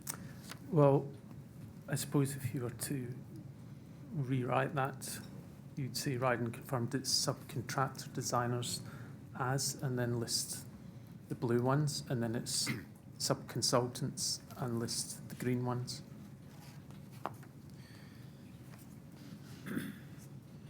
What's the difference that you're drawing between subcontractor designers and subconsultants? The subcontractors took complete responsibility for their package of works. And the subconsultants? Were retained on a consultancy basis. Now, that distinction that you're drawing is one I just want to understand where it comes from, because we've seen that it doesn't come from the contractual documents. So where does that distinction come from? Is it something you assumed at the time, or is it something that you were told at the time? And I say at the time, I mean July 2014 for example, onwards. if you take the subcontractor designers, they're designing it, they're manufacturing, and they're producing and installing the products. The consultants aren't. And we'll come to that in due course. But can we look at your statement at paragraph 15 to 17, which is on page 7? You just look at, and this is under the executive summary at the top of the page, Mr. Crawford, but if you look at paragraphs 15, 16, and 17, and just read those to yourself.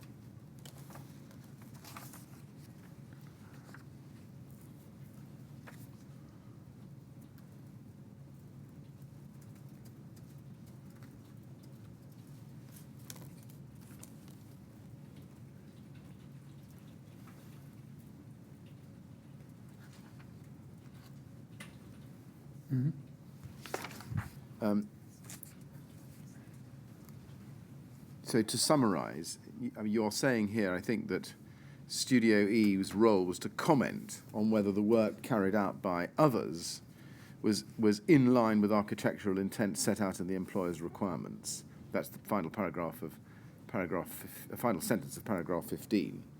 And that is a distinction that was drawn at the time by you, was it?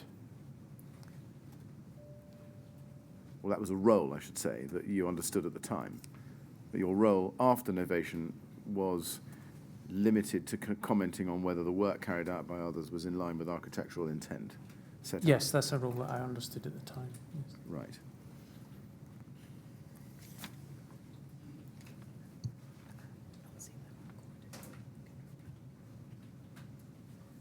Can you explain, and if you can't, why the distinction that you've been drawing on a number of the different documents we've seen is not one which ever found its way into the formal contractual documents, such as the deed of appointment I think 2016? that's my experience in all projects. That's how you comment. Right. But can you explain why that distinction, which is quite an important one from Studio E's point of view, was never reflected in the deed of appointment of February 2016? Do you know why that was?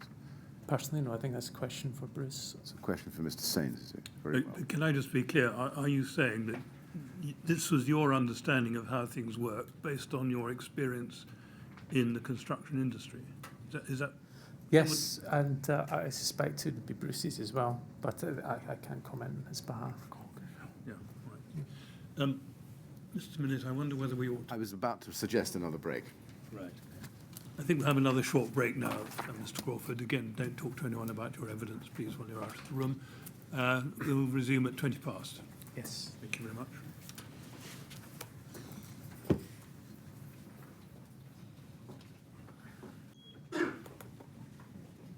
Right, 20 past 12, please.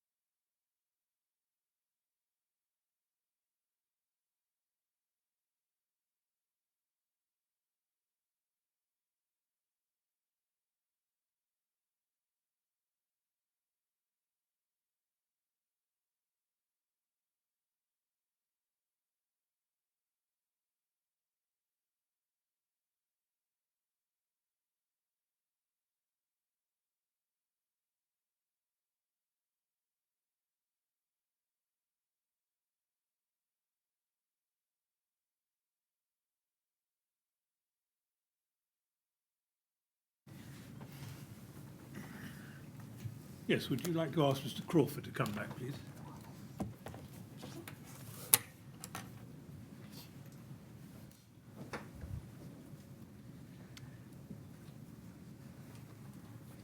Right, Mr. Crawford, Yes. ready to carry on? Yes. Yes, Mr. Millett.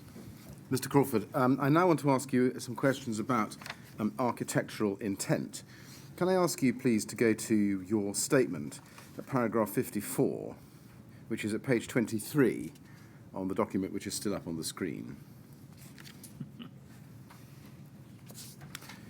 Now, this paragraph sits under a heading, Cladding, Studio E's Input on the Harley Drawings. And then you go on to say, from time to time, Harley asked me to comment on a drawing or a set of drawings. I discussed this in the context of specific drawings further below, but in summary, I would then usually send back some observations commenting on the architectural intent, which you've put in quotation marks. I would then record my comments on any particular drawing using a stamp describing the documents as status A, B, or C, the status. The meaning of the status, A, B, or C, is a convention which is widely used and commonly understood in the construction industry.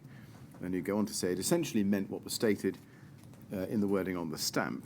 A conforms to architectural intent. B conforms to architectural intent subject to incorporation of comments, revise and resubmit for A status.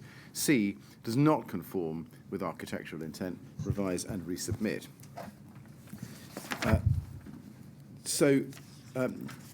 You put architectural intent in quotation marks. Is that because it's a special expression known in the architectural profession?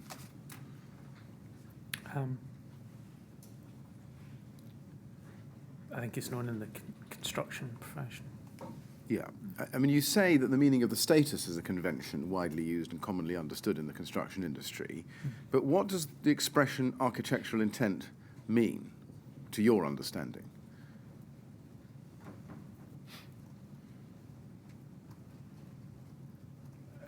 It's basically it's the architecture, it's as you've designed it. So appearance, aesthetics, spatial utility, functional utility.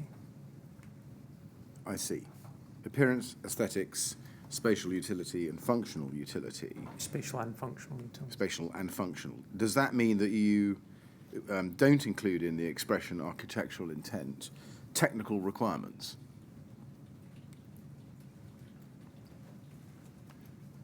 Yes, I'd say that's fair. Would you also say that within the expression architectural intent, you don't include selection of materials? No, I think the architectural intent,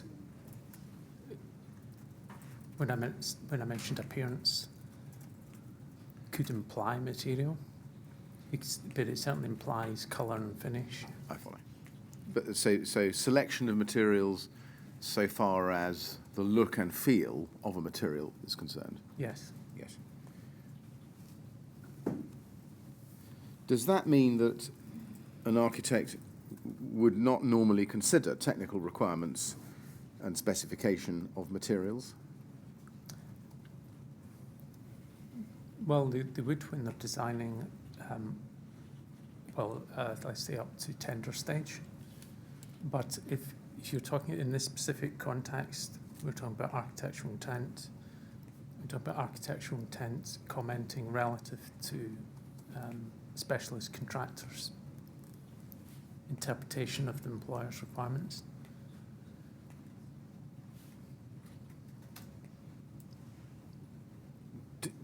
I'm not quite sure I've got that answer clear in my own mind. Are you saying that after the tender stage, well, first of all, do you say that after the tender stage, whether or not there's a design and build contract, or at the design and build contract stage? No, what I'm saying in the context in which this is written, because it's talking about commenting on a specialist contractor's drawings. I see.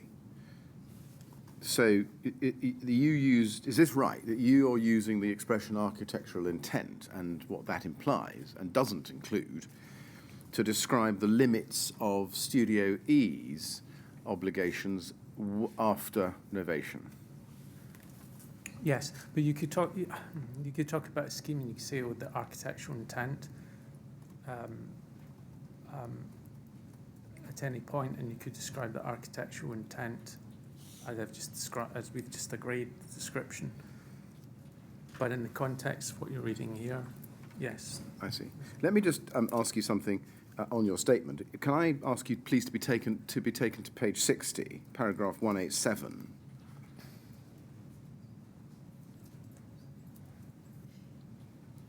You say, and take it from me that this is paragraph 187, although it starts on the previous page. You see in the last sentence, or penultimate sentence, you say, however, if I noticed anything that was obviously not compliant with building regulations, I would raise this with the specialist designer and or building control as necessary. Mm-hmm. So can I take it from that even though your understanding was that Studio E's obligations were confined by architectural intent in the way you've described it, post-novation, nonetheless, if you saw anything in a design done by a subcontractor that was obviously not compliant with the building regulations, you had an obligation to raise that, or you would raise that, with the specialist designer or building control. What I would say is that we comment in relation to architectural intent, but if you see anything that's manifestly wrong, I see. then you have an obligation to Yes. point it out. And we'll come to manifest error in a moment, because you cover that in your statement. I want to show that to you. But before I do you accept that you are also responsible for identifying anything that a competent architect would be expected to identify if there was a divergence from building regulation requirement? Yes, I suppose so. Now, can I ask you to look at paragraph 256 of your statement? This is page 78 of the same document. Paragraph 256, and that's under the heading Reliance on Third Parties, Summary.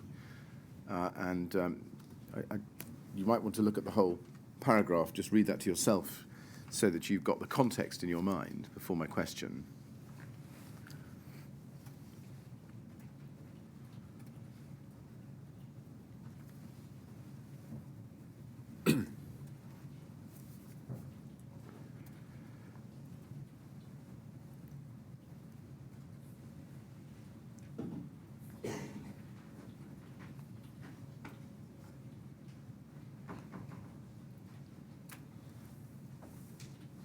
Yes. All right.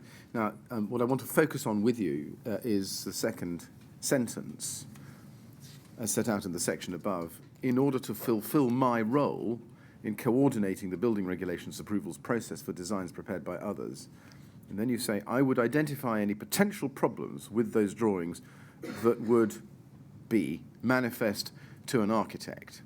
Say, for example, if a handrail was located at the wrong height in contravention of building regulations guidance. And then you go on, and then rely on the expertise of those with either a more detailed knowledge of the design in question or those with more specific expertise to coordinate the approvals process. But just focusing on the expression that would be manifest to an architect, do you accept that where a design may have included technical matters beyond the scope of an architect's own expertise, then that wouldn't absolve that architect of their duty to check the designs produced by others at all?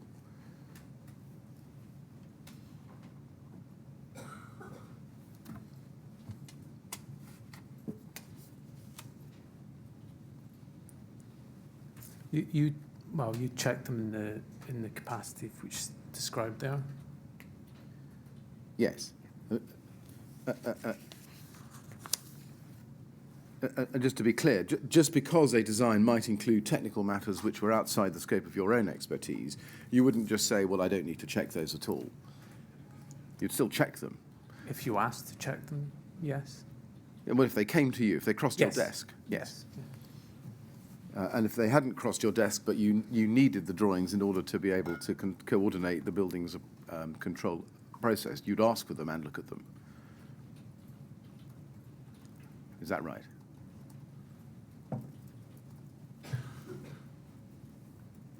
Possibly. Now let's just look at an example. Can I ask you to be shown, please, SEA 00003242, page 1. And this is a Harley drawing dated, and it's at the bottom on the right-hand side. It's quite small, but take it from me. It's the 30th of September 2014, so it's after the start of your involvement. And it's an elevation, you see? Yep. And it's marked approved for construction, and then above it there's a red stamp on the right-hand side, Studio E Architects. And you can see the A, B, and the C, and you've ringed it with a B, yes? Yes. And then you've signed it, and you've dated it 12th of June 2015, and you've put your name, Neil Crawford, in the box. Yes. Yes. And you can see that the stamp status A, just above it, says, it's not very easy to see on this one, but it says conforms to design intent, yes? Mm-hmm. And do you accept that design, although this one was marked B, we're looking at A, design intent would include the question of compliance with performance criteria of what is on the drawing?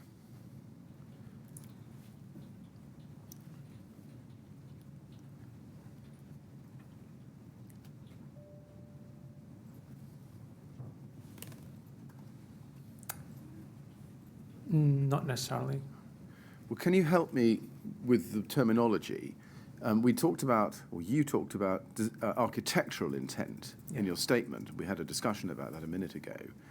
In the stamp, you've used design intent. Is there a difference? What I'd say about the stamps is the stamps are an industry standard. So these exist across all projects. And that method of stamping is used for all projects, all contract types of project. That's why I've qualified architectural intent. So just so that I'm clear, you've explained your understanding of the expression architectural intent, but we see that you've used the stamp which says design intent. Is there a difference between the two expressions? Or do we take it from you that when you used the stamp with design intent, you meant architectural intent? I don't think there is a fundamental difference between the two interpretations, but to be precise, it would be architectural intent. I see. You say there's no fundamental difference. Is there any difference? It's a different word. Different word for the same thing, do you think? I see. Now, I'm going to ask for the box to be blown up, if I can, please, the big red stamp. If that could be... Yes, thank you very much. Can you see that clearly, Mr. Crawford? Yes. It's not perfect, I accept. You can see 3/4 of the way down the box that there are 3 columns, date, checked by signature, and name, and then underneath that, date, authorised signature, and then name. You say this is an industry stamp. Is it, therefore, industry practice that each drawing which is looked at and stamped will be looked at by 2 people, the signatory and then the checker, or the checker and then the authorised signatory? Not necessarily. As I mentioned before, the stamp is, I feel like that's a generic stamp. Yes. So it allows for use across potentially any project within the office. It might be more appropriate just to have written status B and not used the full stamp. And what is normally, in your experience, the purpose of the authorised signature as opposed to the checked by signature?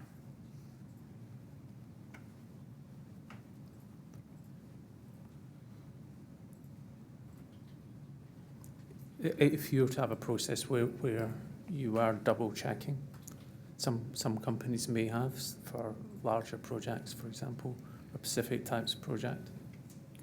And there's no second signature on this drawing. Is that because there was no system within Studio E whereby a second person would check the stamp that you had signed? I'm not aware that we were operating a double check system. Right. Is that generally true across the whole Grenfell Tower project? Yes, and I think that's true across most offices. You've told us about your role being limited to checking whether the drawings conformed to architectural intent or design intent. I'm going to assume we can use those two words interchangeably, Mr. Crawford, unless you tell me we shouldn't. But we've discussed that. My question is, did you ever seek to agree with Ryden, or check with Ryden, that they were happy that your role should be limited to checking whether drawings conformed to architectural intent or design intent?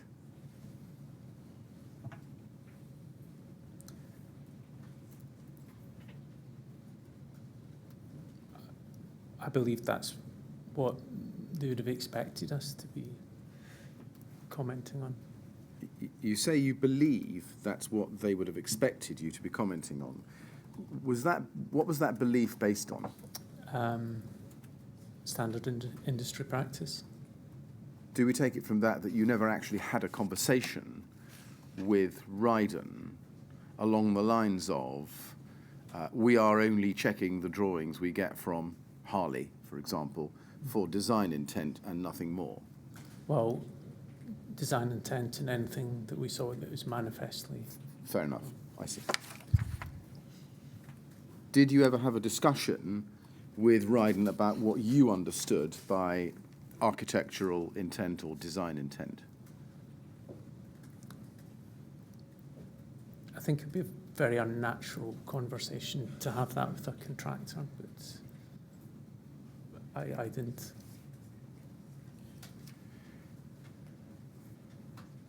Are you, and this is a repetition in a sense of the same question we were looking at on the contracts before, but are you able to explain why the contractual documentations didn't say that Studio E's role was limited to checking drawings for architectural intent or design intent? I can't answer beyond what I said before.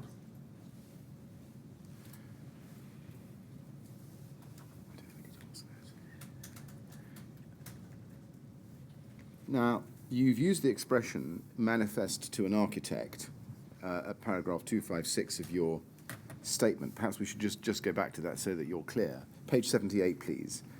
SEA 000142775, page 78, paragraph 256. Just looking at the expression, it's in the middle of the paragraph. The drawings that would, and the B is missing, manifest to an architect.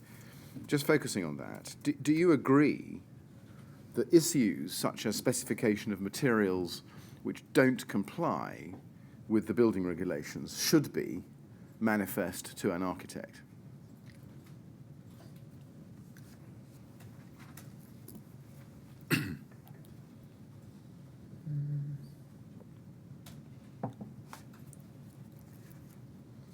In general terms, yes.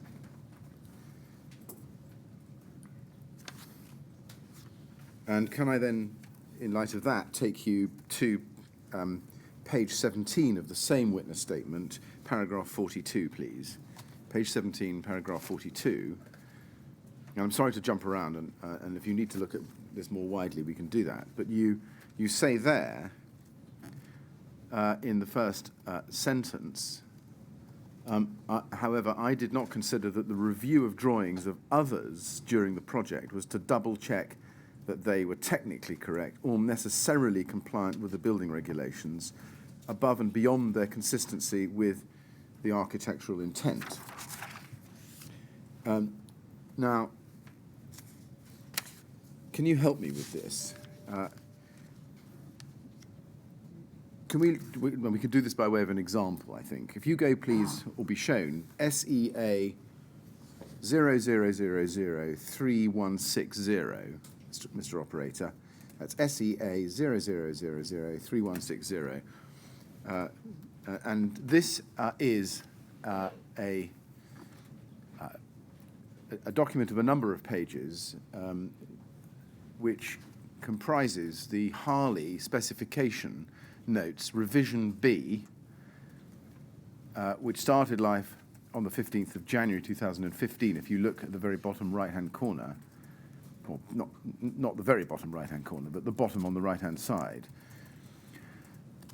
And if you look at the box to the left of that, it says specification. And if you look at the box to the left of that, it says 3rd of March 2015, revision, or RVG, fire break. And this is revision B of this specification, just so that we're clear. Now, on the specification notes, if we could just focus on page 1. Can we please blow up page 1, just to have that on the screen? Thank you. The document contains some red handwriting. Is that yours? Yes.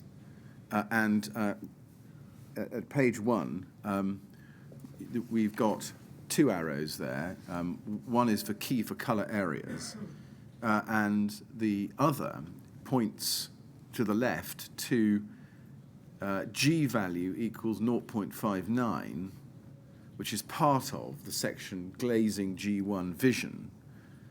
And you say this seems quite high. Think MF expected 0.4 question mark. Is MF max Fordham? Yes. Okay. And the G value of glazing, is that a matter of architectural intent, or is that, would you say, detailed design input? It's architectural intent in as much as it affects the colour of the glass. What is a G value? G value is the energy transfer through glass. Right. The energy transfer through glass isn't... Sorry, I'll put it different. Would you understand the energy transfer measurement through glass to be an aesthetic or appearance or spatial matter which would fall Yes. within... Why is that? The way energy transfer through glass is modulated is by applying they're actually metallic coats that are applied onto the glass. So if you've got a double glazed unit, imagine you've got 2 pieces of glass and you have faces. They're numbered 1, 2, 3, 4. In order to control the energy transfer through glass, you can do it by using low emissivity glass, which deals with energy loss. And I think that goes. I see. I always get this confused which face the finish is going. I think that's face 4. But to control the G value of glass, there's a metallic layer that goes onto the glass that effectively it rebounds the energy, or it makes the glass more thermally more energy efficient in terms of the transfer. I see. And if generally the higher, I'll get this confused as well, but the higher the G value, the more metallic surface is put on it, and so the darker it goes. So if you imagine sometimes you see buildings that look like almost sunglasses, the glass on it, then this is because, it might not necessarily be because of the G value, but it could be for other reasons. But generally, with the higher G value, then the glass gets darker. I see. So, in a nutshell, you wanted the G value to be lower because it would look better. It would be in line with the architectural intent. All right. Can I ask you to look, please, at page 10 of the same document, which is a drawing, and it's drawing C1059, number 31B. And I just want you to look at this. It's on the top of the page. You stamped this on the 6th of March 2015, Mr. Crawford, I think. And this is a drawing from Harley, Revision A, 3rd of March 2015, fixing membrane construction. And there's red handwriting again, which I think we can recognise as yours, yes? Where in the middle of the page is an arrow, and it says, is there risk of air leakage through here? And then EPDM query at ends. Have I read your handwriting out correctly?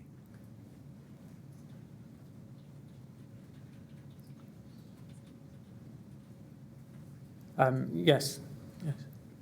Okay. Is that a matter of architectural intent, or would that be a detailed design input? I think that might have been something that came under the heading of manifestly I see. wrong. And we'll look at one more in the same run of documents. Page 13, please.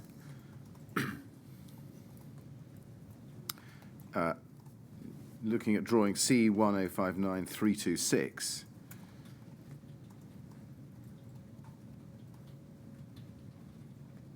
Where you query the logic behind Harley's positioning of breathable membranes behind the face of the insulation. I'm so sorry, that's the middle.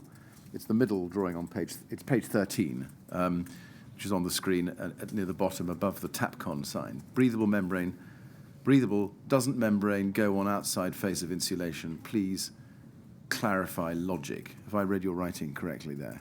Yes. Again, is that a matter of architectural intent, or is that a matter of detailed design input?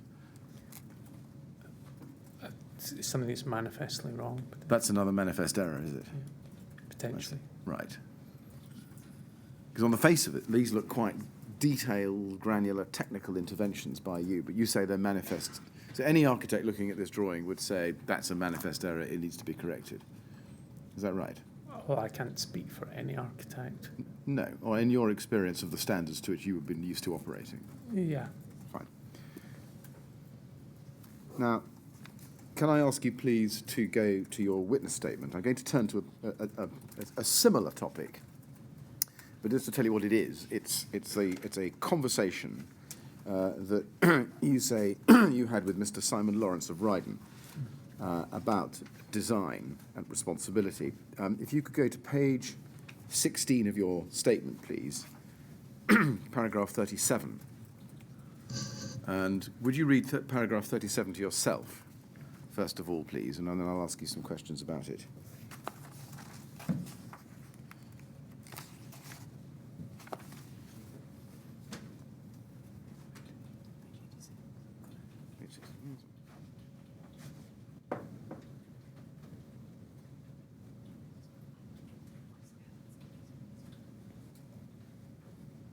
Yes. Thank you.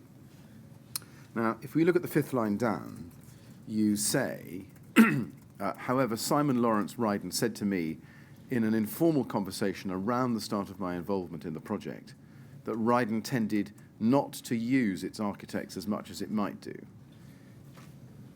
As such, he envisaged Studio E's role as being more responsive, with Ryden maintaining a greater degree of control over the design process than I would normally expect from a design and build contractor. In that regard, I had less to do for Ryden than I expected. First, can you remember, even roughly, when that conversation took place? Yes, it was very early on in the project, and he's on site with Simon, and maybe I should qualify what he said a little bit more. I've very strong recollection of it because it did surprise me. He said we tended not to use architects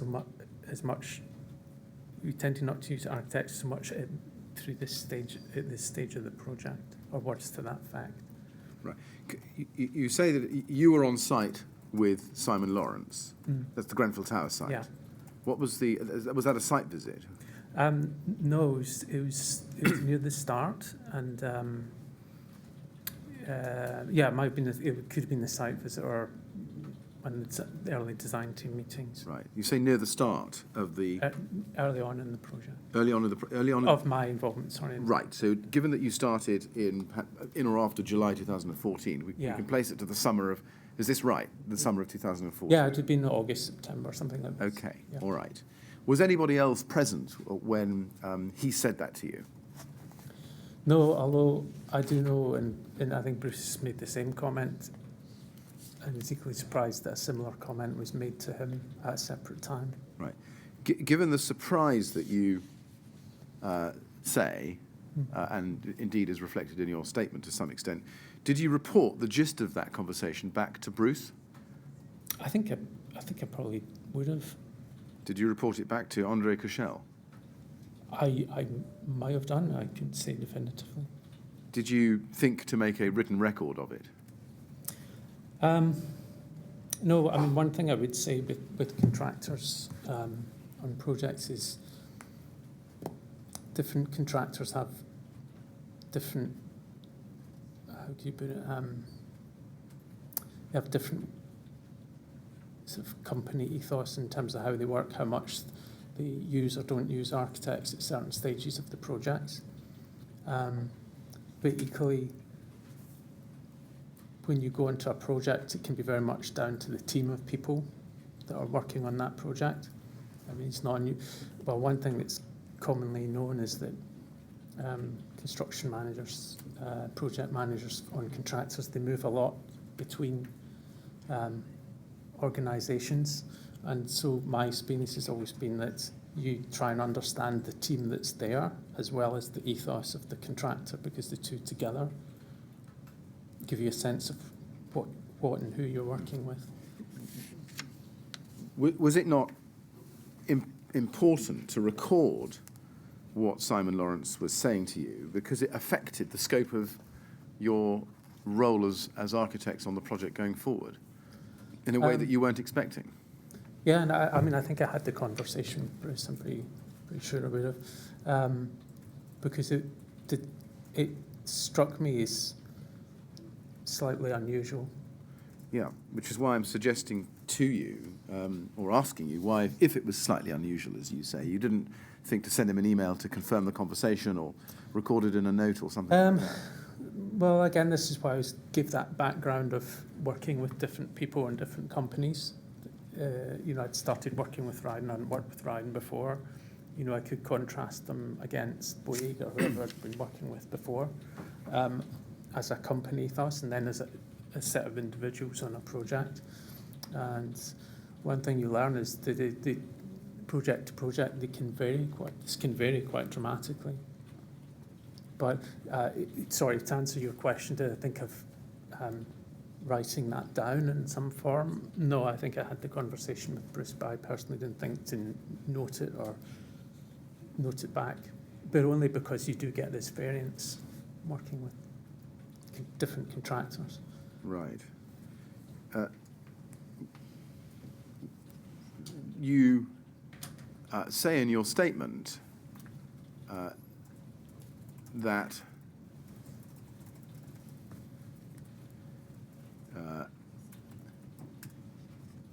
that Ryden would maintain a greater degree of control over the design process. You say that 3 lines up from the bottom.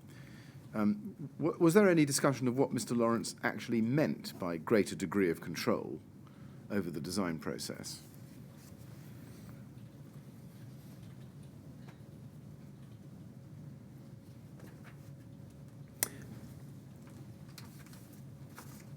No, but I would say, he didn't state, but the way he behaved, he did. I mean, he's someone I'd describe as being very hands-on. So he would do things that another contractor might automatically seek to push out to consultants or subcontractors. He would take on board himself and do it. And I think he just did it because he saw it's expedient to getting things done. I mean, I suppose one of the reasons I didn't have any concern is because I did, from the interaction I had with him, I saw he was probably more competent than your average person in that role. I just want to follow up on this answer, because you're saying here, I think, that he would do things another contractor might automatically seek to push out. But you're describing his conduct on the project. I'm asking you about the conversation. In the conversation, when you had it, did he explain what he meant by Ryden maintaining a greater degree of control over the design process? Well, he didn't say that. I mean, what he said was that they tended not to use architects so much. Ryden tended not to use architects so much at this stage of the works, is what he said. Right. Did that come as a disappointment to you?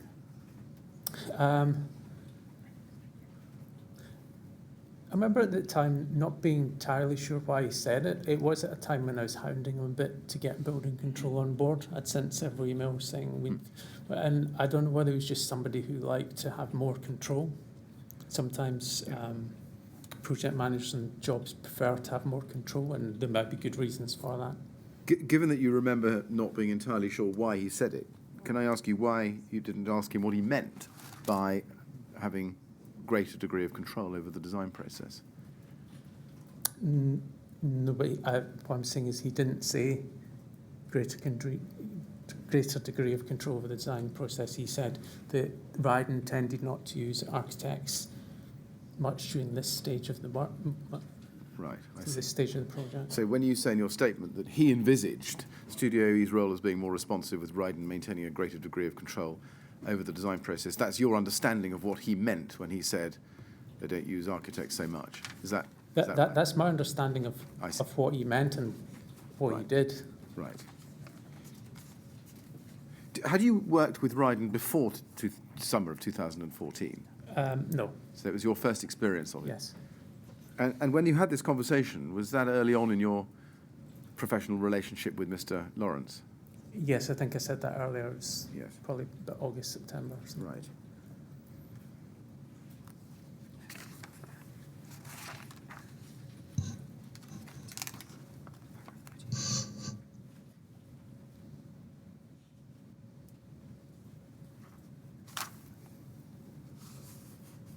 Did you think at the time that it was appropriate that Ryden should seek to, or say that it was going to seek to limit Studio E's role in this way?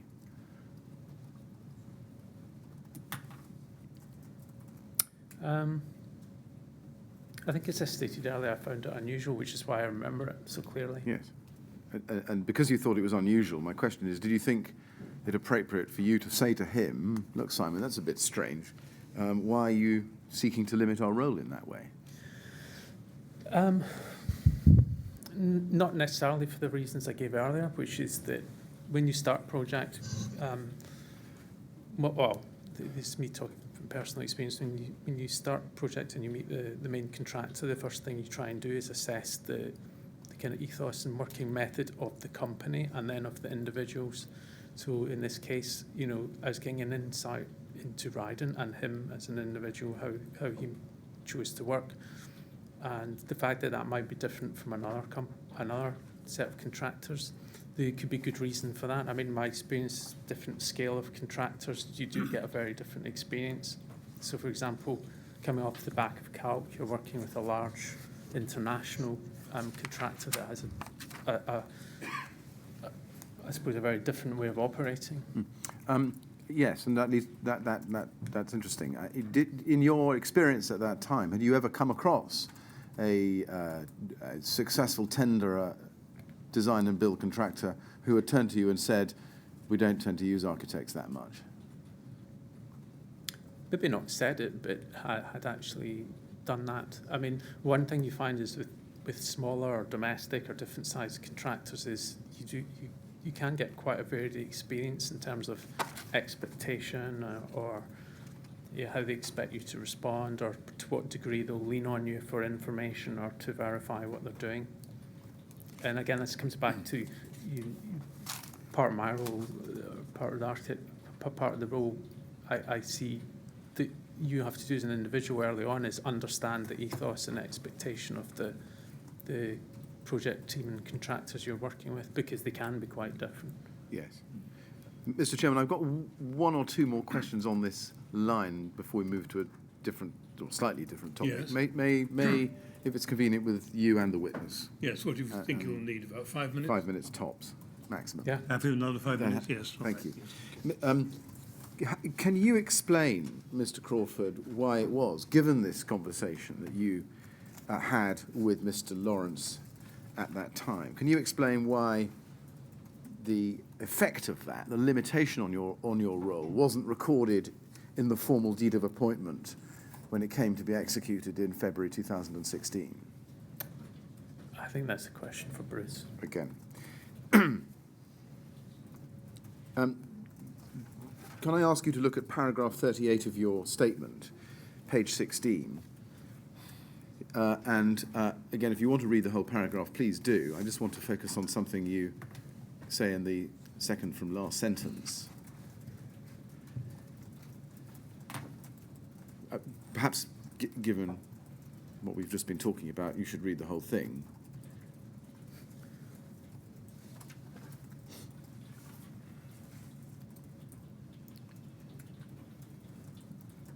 Yeah.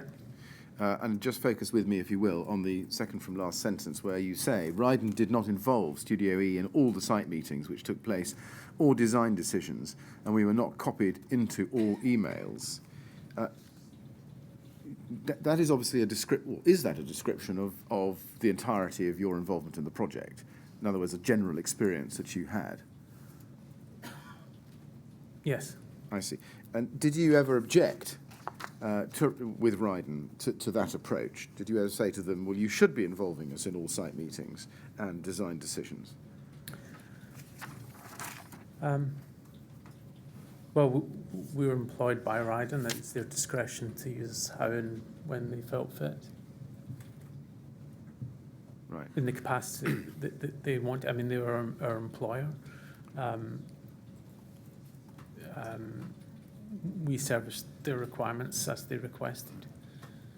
Now, Mr. Crawford, this may not be a question you can answer, so if you can't, please say, but can you explain how it came about that Studio E was able to warrant to the TMO under its collateral warranty, give the warranties that it did in respect of past performance under the collateral warranty in circumstances where Studio E had not been present at every site meeting that Ryden was at?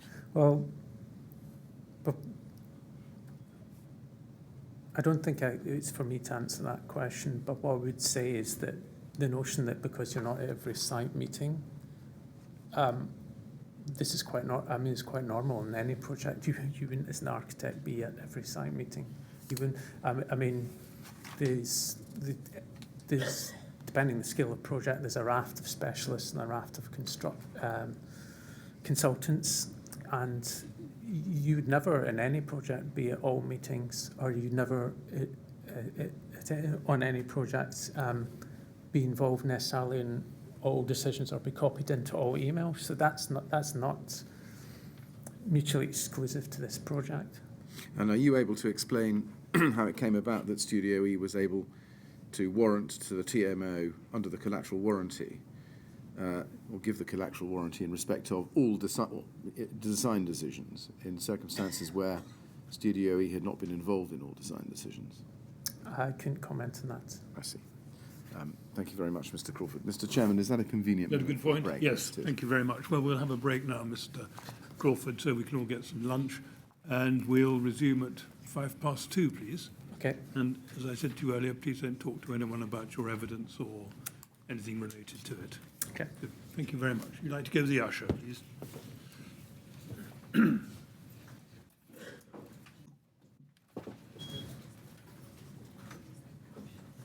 All right, 2:05, please.